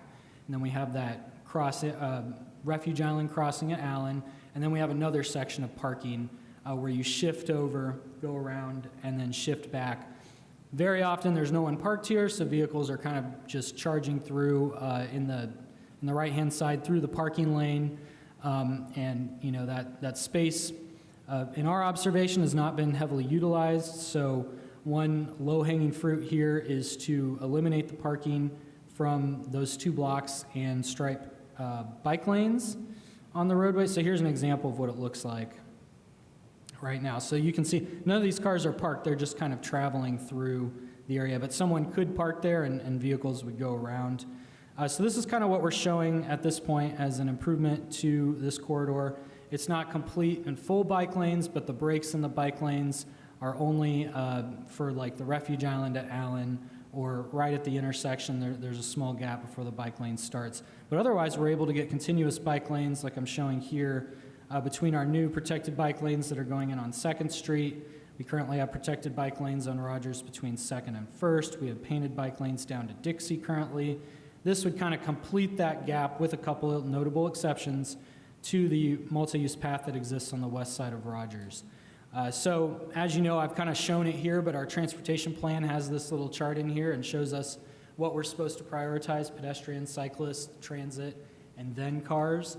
One thing that these bike lanes can do, let me go back to the plans, is also buffer the sidewalks better, so cars are farther away from the sidewalks, and this provides a safer experience for pedestrians. But in order to do this, we're going to have to go through a 180-day order, Title 15 change to eliminate parking on this block. And what I'm going to do over the coming month is reach out to the neighborhood, set up a meeting, and see what their opinion is going to be on the topic. But this is just based on the guidance that we had in our published plans and our goals as a city. This seemed like the right thing to do here. So I'm bringing it before you tonight. I'll talk about the other location as well, but ultimately, if you all want me to do the outreach and then come back and report what the public says, I can do that. If you all want to, support this as is, knowing that we're going to do the outreach and just approve it tonight, you can do that, or whatever motion you would like to make. But I'll move on to the other location now. So this one, I think, has come up quite a bit. I lived a block from this location for about 6 years. This is Howe and Rogers, and this is a greenway crossing. This is what it looks like currently. We receive a lot of requests for improved crossings here on the Howe Street direction. Rogers is a busy street. And so we're resurfacing the roadway, and while we're at it, we have the opportunity to do something. So what I'm showing here are refuge islands on both the south and north sides of the intersection to help facilitate safer pedestrian crosses across Rogers Street, which is the busy street. This is an uncontrolled intersection, so it's a little bit different than the one we were talking about last petition. Cars do not stop, but this is one option for improvements. I think there's more that could be done. You could, block off, similar to Allen and Rogers, you could block off traffic from going through the intersection at all and just only allow bicycles and not allow left turns, just right turns out of Howe Street.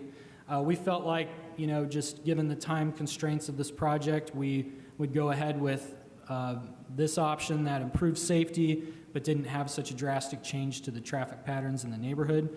However, again, just like the other location, I plan on going out to the neighborhood in the next month and hearing what everyone has to say about this idea. And so I'm hoping they'll be able to give me some more feedback as to, can we do more here? I think this is a great first step. It's a huge improvement. There is the opportunity to do more. I also kind of wanted to show and draw your attention to Smith and Prospect. So Smith is just to the right on my drawing here, just to the north. And then Prospect is a little bit farther north. These are both streets. They're pretty small streets. Smith is almost like an alley, but they are streets officially. They are named streets. And what we're showing here are bump outs. We could do more here. We could do refuge islands. We could do the type of refuge island you see currently at Howe Street. We could do something more. But right now we were just trying to make it safer without impacting the traffic flows of the existing neighborhoods. So this is another location where I really do want to get more feedback from the neighborhood. I will say we do have parking on the east side of Rogers Street in this location. That's why it's being brought to you tonight. The addition of these 2 refuge islands at Howe does eliminate a very small amount of the parking. However, most of it is maintained. Basically, the parking between Smith and 3rd is all still maintained. So it's really not eliminating very many spaces. But again, we could eliminate parking all along here and do either additional refuge island improvements, or we could even do bicycle infrastructure if that was desired. So my next step, like I said, is to go to the neighborhood, and as I said before, you have several options on how you want to go tonight. But I guess first I just wanted to bring this to your attention and request your feedback. And I think that's all I needed to go through right now, but I'm happy to answer any questions on this. Thank you.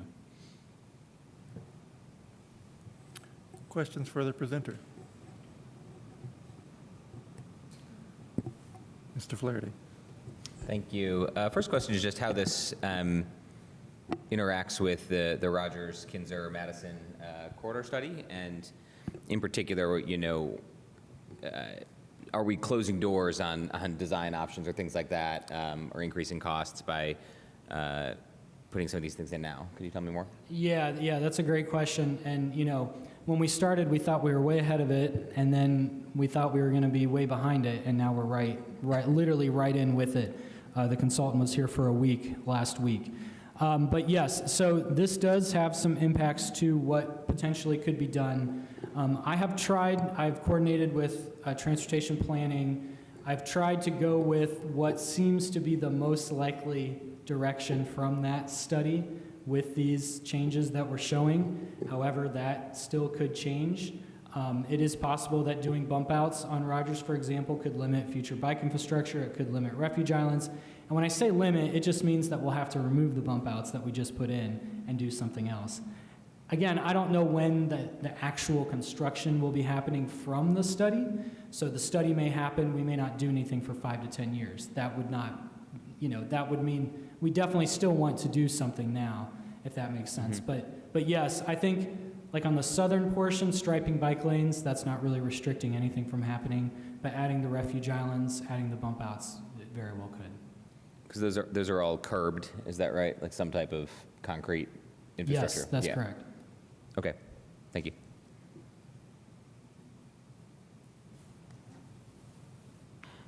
First of all, I used to live in that neighborhood, so I really appreciate all the ideas around that. Like, I used to walk there quite a bit. I'm just curious, can you refresh one more time? So Hove is like quite more narrow than Rogers. Do you propose to have refuge islands in there too? Did I get it right? Or on the Hove Street, are you planning to have like any refuge islands too? Or I didn't get it right? I'm sorry, am I planning on getting... Yes. So did you propose to have refuge islands anywhere else or just on the Rogers Street?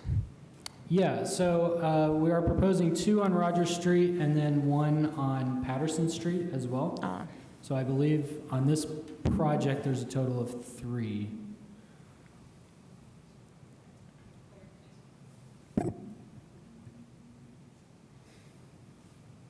Other questions? Okay. The staff recommendation here is that the Transportation Commission adopt the proposed findings, which you can find on pages 29 and 30 of your packet, and forward the petition for Title 15 amendments with a positive recommendation. Ms. Flaherty. I'm happy to vote in support of the proposed findings tonight, but just one thing that did occur to me is in terms of sequencing, maybe ideally like the neighborhood conversations would happen before it comes to us in the future. That definitely goes to the 4th finding around adequately conducted public engagement and considered, community-centric design. Again, I don't think it's a blocker for me tonight, but just a note for the future maybe. Thanks.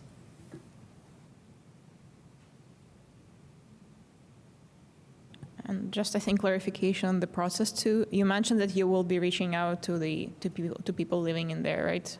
So that's like part of the plan, or we have to choose whether we proceed with the recommendations, or you can reach out and then we'll be deciding. Yeah, I think the recommendation is that you approve it and we will proceed with talking to the neighborhood, and if there's a change, I'll come back to you. And just to respond to Mr. Flaherty, this is kind of a unique situation where I certainly would have wanted to do the outreach, but like we're out to bid right now because we have to follow these state timelines. So this is kind of a unique situation, definitely not intentional. I don't plan on repeating it. And just to clarify, part of what's going on is there's a season to do these changes. So a month delay means it's meaningful. Right. I wanted to get it in front of you now so we could, yeah. Exactly. I guess one other reflection and just a question about the flexibility. You mentioned, the potential to adjust things based on community feedback, like neighborhood feedback. I've lived on or more or less on House Street for 15 years and used this intersection a lot and just the whole neighborhood. And all of the crossings on Rogers between 3rd and 2nd are difficult. the sight lines are limited because of hills, and people drive pretty fast because similar to further south on Rogers, it's not very parked. So it's kind of, it leads to folks going faster. And I also know that we don't have a neighborhood parking permit in Prospect Hill at all. We just don't really have like serious parking issues. And so losing parking on Rogers between 2nd and 3rd is really not a concern to me from a policy perspective. And I do wonder about pedestrian refuge islands as a treatment that you mentioned, Mr. Knoke, on a couple of those other streets like Prospect or Smith, which also have traffic calming benefits. And so we're navigating trade-offs here, right, with bike infrastructure, bump outs, refuge islands. Is there flexibility to consider or adjust to refuge islands in those places if you all think that's warranted after engaging the community more, or we progress a little further on the Roger Kinzer Madison study, or are we locked in from what is here? No, there's flexibility. We're not locked in. We're trying to proceed with our best guess, because we'll have to go through a change order process with a contractor. But ultimately, we want to put in what the community wants and what's the absolute best. So yes, we can change, and we will if we need to. Okay, well, thanks for considering those options. Further comments or a motion? I move we adopt the proposed findings and forward this petition for Title 15 amendments with positive recommendation. Is there a second? I'll second it. Thank you. Roll call, please. I'm so sorry. This is open for public comment. Oh, sorry. Would members of the public like to comment on this? Online? Seeing none. We'll come back to the vote. I think All right, we're for ready voting. for the roll call. Jummy? Yes. Flaherty? Yes. Skorushko? Yes. Strasburg? Yes. Kopic? Yes. Connell? Yes. Motion passes. Thank you. We'll move on to the next item on the agenda, which is TCP 2608, Infrastructure Improvement for Powerline Trail. Mr. Seabour, will you be presenting? Actually, I'm going to have Director Street is joining us remotely today to present, and just wanting to appreciate that this meeting is supported by a number of departments. We've got engineering and planning present. Public Works was here. We have our Parks Director, and we actually also remotely had our Deputy Police Chief present as well in case there were questions earlier. But just wanting to appreciate that, and I'm going to hand it over to Director Street. Yes, thank you, Andrew. Can you all hear me okay? Yes. Excellent. Sorry, I was having some audio issues on my computer, so I had to switch to my phone. I don't know what's going on. Tim Street, Director of Parks and Recreation. I am here tonight to tell you a little bit about the Powerline Trail that has been in the works for quite some time. This is my first time getting to be here with this commission in its current form, so good to be here with you, and thank you for the time. The Powerline Trail is, we are very excited to build this summer. This is a concept that has been around for a couple decades, I think, as an idea of, hey, we should take something underneath these power lines and take advantage of the corridor that can't be built and put a trail in this corridor.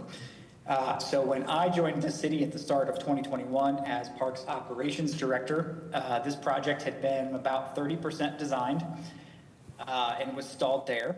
This is a project that was authorized in the 2018 bicentennial bonds, so it has taken a while to get around to successful construction of it, but I'm very pleased that we are closing in on it. So it was stuck at 30% in 2021 because there was a long delay in reaching agreement with the county commissioners and with Duke Energy on getting all the necessary and appropriate permissions sorted out to be able to build a trail under the power lines. In part because, one, we needed to secure an easement from the county. The county owns the actual property that the Duke power line easement runs through. The power line easement itself is very old. I think it dates back to the 1940s. So these power lines have been in this corridor for a long time. But that said, it presents a wonderful opportunity for us to build a rare east-west oriented pedestrian multi-use trail, 12 feet wide, typical specs, all of that. And as I continue just my storytelling and how we got here today, even after we were securing the easement from the county commissioners, which took a little while, we found out that Duke had their major reliability infrastructure project, which was doing some major relocation of transmission poles and distribution poles back in this area and a revamp of the substation there on South Rogers Street, which is at the east end of the map that you're looking at here. So we had to wait for Duke Engineering to work through the placement of all their poles, get final details to us before we could really advance this design to 100%. That was about a year and a half, 2 years ago that we were getting that info from Duke. Duke was wrapping up their reliability project, and we were able to go back to Aztec Design and sort of restart the design of the project. I'll tell you a little bit about what it includes overall. Overall, it's approximately 9/10 of a mile. It picks up at the east side at the right-of-way of Rogers Street, coming off the west side of Rogers Street, where there will be a small trailhead with a bike rack and a map, things like that. That is actually the only place in the whole corridor, because of the power line restrictions from Duke that we signed and agreed to, that we can put any kind of vertical infrastructure. So we can't put any trees, we can't put any benches, we can't put any lights in there, and we really can't change grades too significantly. We can lower grades, generally speaking, but we can't increase grades. Let's see. So 12-foot wide multi-use trail starting at the east side with the trailhead. It kind of winds its way through the large power lines there just south of the Duke substation before it opens up to the west. It's actually quite beautiful out there. It's a lovely wildlife corridor. It will connect to Habitat for Humanity via the northeast corner of RCA Park. So when the Osage neighborhood was built, they built a connector to the east side RCA trail there, which in turn it will now connect up to the power line trail. So there will be good access for that neighborhood. Countryside neighborhood, all of those neighborhoods to the south can connect through the park in a few different ways and places and get up to this trail, which in turn can get you to the Beeline. On the east side, there will be a raised concrete table crossing of Rogers Street with rapid flashing beacons that we've gone through and worked quite extensively with Neil and with Kendall in the engineering department, what the best options for putting in that table crossing were and the best place to put it. We settled on it's going to be placed directly north of the Switchyard entrance because that's where the main sidewalk coming into Switchyard is. So that way you have to cross Rogers, but you don't also have to cross the double lane entrance into Switchyard Park. Because if you're not familiar, as you come into the south side, or as you come into Switchyard Park on the south side, there's a maintenance fence and a maintenance yard, and there is not a path or sidewalk on that side. Continuing west, I said 9/10 of a mile.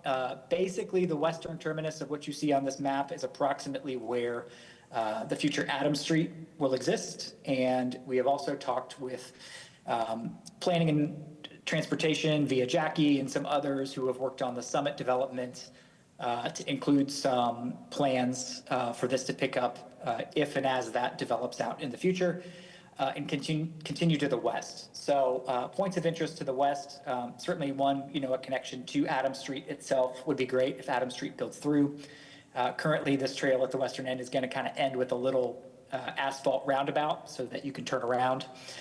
But there are plans to connect it through. There is a currently Parks operated piece of disparate trail near the Element at the Mill development, just along Breaking Away, which is north of the Woolery Mill. And there exist future options via Weimer, Vanguard, to continue to explore with planning and transportation what might happen if Weimer ever realigns, future ways to connect and potentially make a loop with the Clear Creek Trail and the Beeline and the rail trail.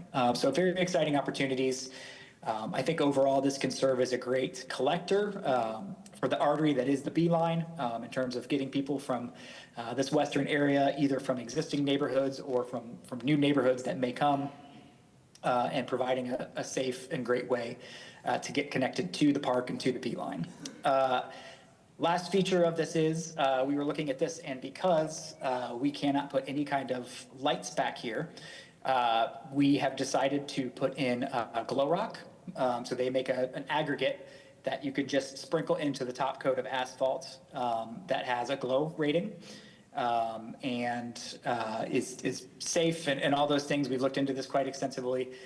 So that will provide some illumination on this trail at night, and also is sort of just a fun nod to the fact that this is Powerline Trail. We ended up, we debated names. We thought, let's just call it what it is, Powerline Trail. It'll have a lot of familiarity for people to understand it.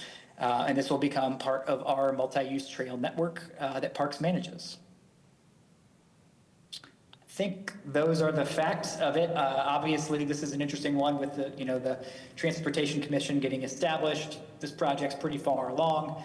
But in talking to Andrew, we wanted to make a point to bring this to you and talk with you. We anticipate construction. We're going to probably do a pre-construction meeting here very soon and work on construction this summer and coordinate with engineering, in particular, any work that happens along or would affect that Rogers Street corridor. That said, I am happy to go over any details or answer questions as best I can. Thank you. Comments or questions from the commission? Question. Mr. Drumming. The diagram that was just on the screen, RCA Park, are those mountain bike trails in RCA Park? Or are you allowed to ride bikes on those trails that are delineated? They are just hiking trails. Okay. Yep. But, well, I should delineate. So the loop around the eastern part of RCA Park is paved. So there is a paved approximate mile loop around the eastern part, north and south of the parking and the pickleball and the athletic fields there. That's multi-use. But where you see it west, which is not being distinguished on this map, which are just the trails in the woods, those are hiking trails. Yeah, my understanding was there were some trails you were allowed to mountain bike on it. So I just might, was there any, and I missed a little bit of your presentation to step out for a moment, but is there any, the only infrastructure of Powerline will be paved, right? There's no mountain biking component? Correct, yeah, and currently there is no mountain biking component to RCA Park either. That is all at Wapahani.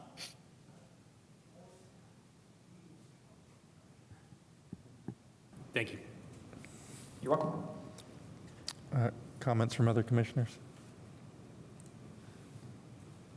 Yeah, I've explored that area by bike, and I think this will be a great addition to Bloomington, and the glow feature will be fun. We'll just assume that the power line and electricity is making the rocks glow. That's right. Are there other comments before we move from the commission, before we move to public comment?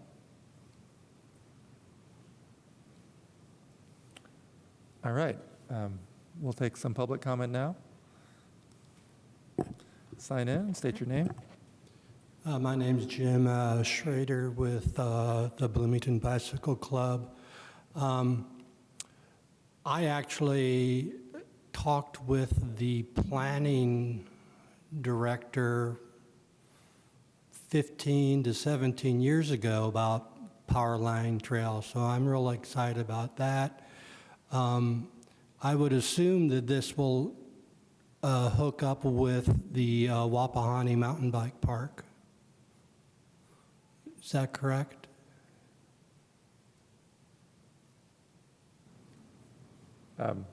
No, from Tim?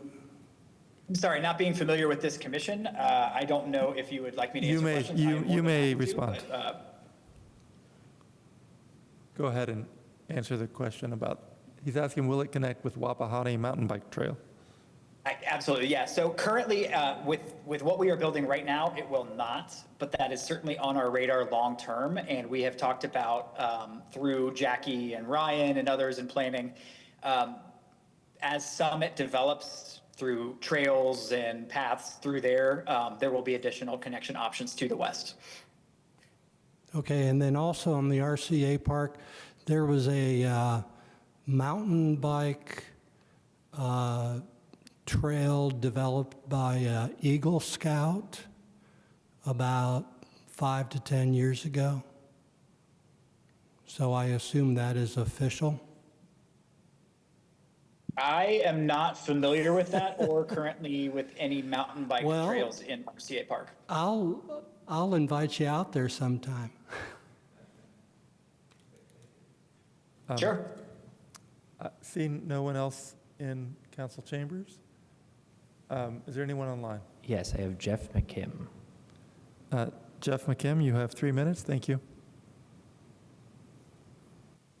Yes, thank you very much. I just wanted to commend Tim and everyone else involved for moving this project forward.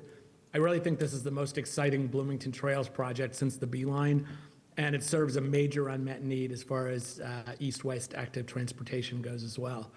This trail, I think, is going to become even more useful and well-used as the Summit project builds out, as Tim mentioned.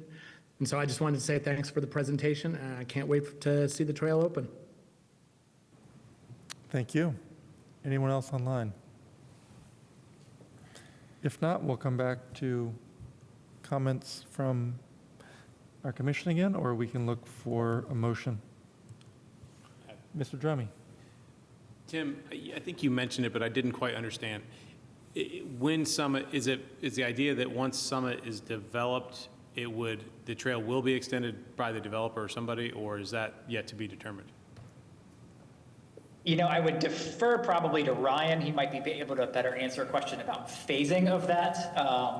But what we looked at when they were working on the development documents for Summit and everything was connecting the west end of the current trail, where it will end at the future Adams Street with a little kind of asphalt roundabout right now, and continuing that over to connect with the north end of a trail that was built through triggers for the Element at the Mill development. So that development is just to the north and a little bit east of the Woolery Mill. So that would bring the total length of actual trail to the north end of Woolery Mill, from which point there are some interesting options. You know, I know one of the things that's been around for a long time is this, you know, idea of Weimer realigning, which is development triggered and everything, potentially Weimer becoming a multi-use trail. So we would basically get trail all the way to the north end of Woolery Mill, but also through Summit, there were also, you know, paths along the roads and different connectors and things like that, that could also be used to facilitate safe connection over all the way to Weimer Road and potentially to Wapahani. Thank you. Other commission comment? If not, we'll look for a motion. I move we adopt the proposed findings and approve the Powerline Trail project plan. Is there a second? Second. Roll call vote, please. Kopic, Yes. Connell, Yes. Drummy, Yes. Flaherty, Yes. Skorushko, Yes. Strasburg. Yes. Motion passes. Thank you. Thank you all very much. Yep. The next item on our agenda is commission schedule change, cancellation of August 2026 meeting.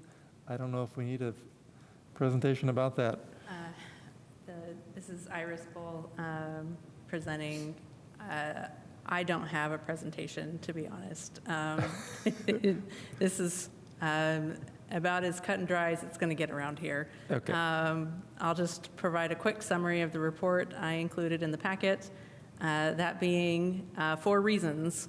We have a scheduling conflict with budget hearings, whether it's direct or indirect. Staff are concerned about the coincidence of having a Transportation Commission meeting in the same very close proximity of the budget hearings. And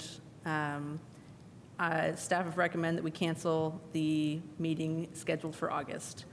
But I did want to observe that technically it may be rescheduled for August 31st, if that is your prerogative. Okay. We'll just make this fast. I'll go ahead and, any comment, or go ahead and put forward a motion?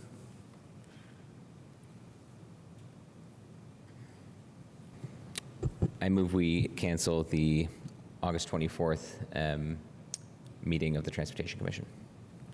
Great. Second. Great. Wait, who was the second on that one? Okay, Calvin. I think we all wanted to be. Okay. It was a unanimous second. Can we do this by a voice vote? Do we need a roll call? Just a note on the motion. I didn't move to reschedule, but I suppose we could always consider that at a closer date if we're having trouble with the queue of things. That's right. Always Yeah. possible, yes. Okay. We are ready to vote on this meeting cancellation. This Can one, we- sorry to interrupt, this we- one can be a voice vote. Okay, great. Let's do it. All in favor? Aye. Any opposed? Motion carries. Great. That concludes the cases portion of our agenda. We now move on to discussions of topics not on the docket. Are there any such items from commissioners? Mr. Flaherty. Yeah, I have two. They're both relatively brief. One is a follow-up from the item I had last month, which was about if commissioners had perspectives on whether city residency should be a requirement to serve on the commission, or whether we might want to have flexibility for at least one member. I think the conversation we had was, maybe not needed. We're not strongly opposed, but not warranted at this time. I was then reminded by my colleague, Councilmember Piedmont Smith, that the particular context of that inquiry was because one of the appointments gives preference to board members, employees, or other formal volunteers with Monroe County Community School Corporation, and we had difficulty finding somebody to fit that need. It's not a requirement, it's just a preference for one of the seats. But the idea was essentially, should we be looking to, because when you constrain these seats, they get harder to fill. And so should we be looking to loosen a constraint on one of the constrained seats, so to speak, to counterbalance that? And we could maybe just invite any brief comments on that. And I can report back to the council committee, but did want to follow up. So thank you. That's the first of two items. Any feedback for Mr. Flaherty? I'll add that tonight is a case in point. We had a very important meeting. A lot of people showed up from the public, and we had barely a quorum. So we do have a challenge having enough people here. I'd received feedback from Councilmember Stossberg about the importance of bringing someone from the school system, perhaps from the transportation department of the school system. There are several schools along the Roger Madison Kinzer corridor. I think it would be a valuable perspective to have on this commission. Also, we have more and more e-bike commuters. We have good connectivity with Ellettsville. I've known an e-bike commuter from there. So I would definitely be open to that perspective, both to solve the practical problem of filling our seats, but also to either include extra voices related to the school system, which is a county agency, or from e-bike folks who are commuting from outside city limits. Thank you. I'll just support that in general. I mean, I think bringing different perspectives, which are like relevant to the conversations we have in here, I think it's something we should be trying to achieve. Yeah. Thank you. Thank you all. If anybody else has additional thoughts, feel free to email me. I will get back to the council committee. That would involve a city code change. They're considering a future ordinance to make a variety of board and commission related changes. Second item was, if you're not familiar, the City Council has most months a deliberation session, which is not the formal regular session of the council to vote on legislation, but rather more of a generative policy development type of meeting. And I requested and will be leading on April 15th, Wednesday, April 15th, a deliberation session on the particular challenge of pedestrian safety and accessibility in the wake of snow events. We had some real serious challenges this year. Obviously, we had a pretty big snow event or two. That's not entirely unique to us. We've had these challenges for many years. There aren't a lot of easy fixes, but there probably are some ways to improve. And so the goal is to ideate with some relevant stakeholders, city council members. I'll be inviting, I have invited and confirmed attendance from, I think, 4 or 5 of the relevant departments, either engineering or planning, Public Works, Parks, which actually has responsibilities here too, and HAND, which controls the citations for violation of not clearing the sidewalk. And then I thought it would be nice to have a representative of the Transportation Commission join as well. I plan to also reach out to the Council for Community Accessibility. I know we have one member from that council. So that could be the commission president, or it could be another member who volunteers, and we, if there's no one else to step up. So I wanted you to be aware of it at the very least, and wanted to invite participation in that session. They usually last about 2 hours, so 6:30 to 8:30 on Wednesday, April 15th. And finally, sorry, if you have particular ideas or thoughts or questions that you want explored in that session, I would also be happy to receive those, so please feel free to email me or talk to me. So council members can follow up with you directly if they're interested.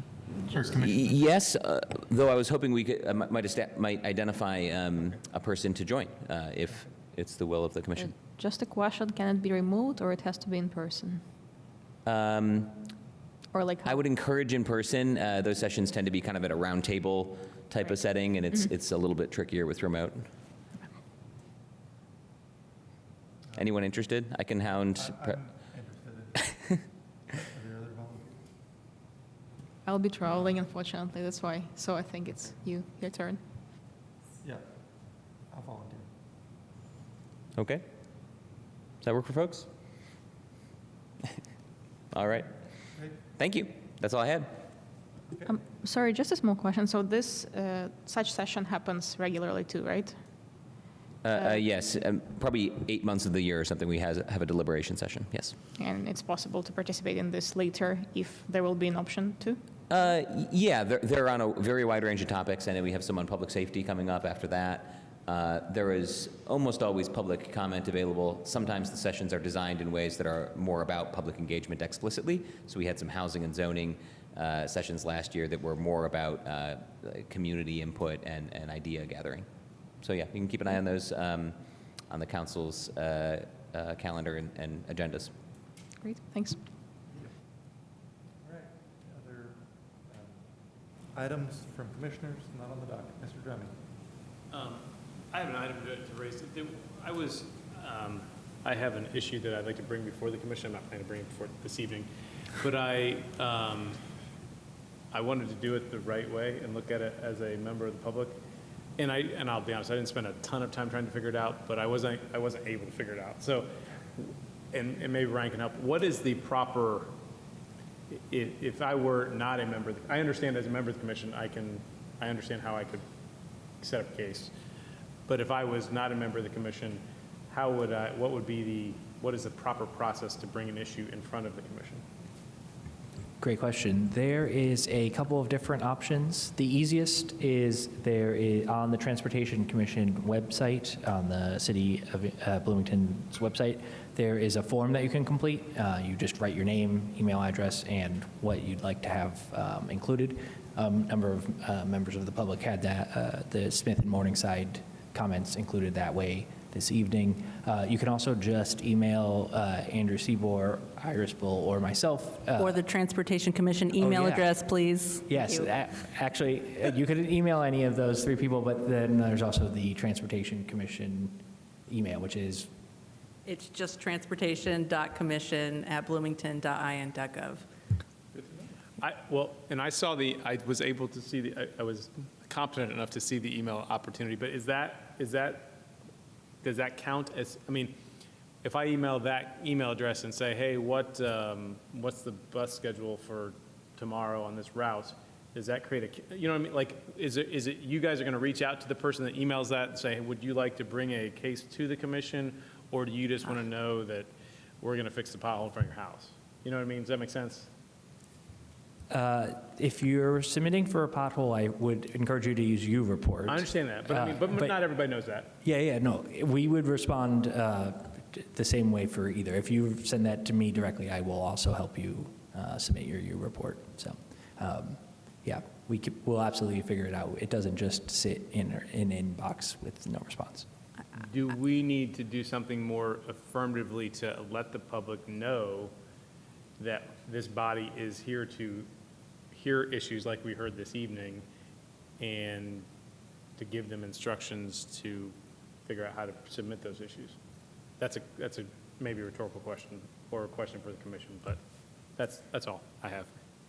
I would like to observe as well that in the packet, the very last page of the packet, is actually a public comment from someone offering something for an item that was not on the docket. This was the first time in all of the public comments that we've received where it was for something not already on the docket. This is something that if a member of the commission was interested in taking up, they could continue to dialogue with staff because staff have access and commissioners have access to a special tracking form, right, where we're gathering interest for things that may become inquiries or petitions or resolutions. And that's generally how those things get escalated for members of the public. And in large part, as you've observed, because there are lots of other ways to resolve things like a pothole, where we don't necessarily want to give someone the impression that they need to wait a couple months to fix a pothole. People often care less about the process of triage and simply want the results of proper triage. So I hope that helps. It does, thank you. Yes, to highlight that, there's a question from Deborah Meyerson on incentives for bike racks within the city. So she has some questions about that. So that was late breaking for us, so that's something we can review, and if we want to bring that back in another form, we can do that. Other comments from staff or from commission? If not, we will move on to any discussion of topics not on the docket from staff. All right. I'll simply flag that next week or next month's meeting, the packet materials may be a little different. I can't exactly tell you how. I assume that you will all want to continue receiving a PDF packet, but you should know that WCAG federal requirements are going to be changing, and that's city is getting more uniform and standardized in its response to those federal changes. But it will affect how the commission's documents are made available to the public, but not necessarily prepared for commissioners, because it is a redundant step, not necessarily the transformation of the entire process. So if you have any questions about what that's going to look like, feel free to email me. I'll be setting it up. Thank you. Thank you. It sounds like some extra work for you. Yep. Yes. Then we'll move on to public comment for items not on the docket. Is there anyone in council chambers who'd like to comment? No. Is there anyone online who'd like to? No. All right. At that point, we have reached adjournment. And if there's one thing I know about Robert's Rules of Order, if you get to the bottom of the agenda, you can just adjourn. So we will do that. Meeting adjourned.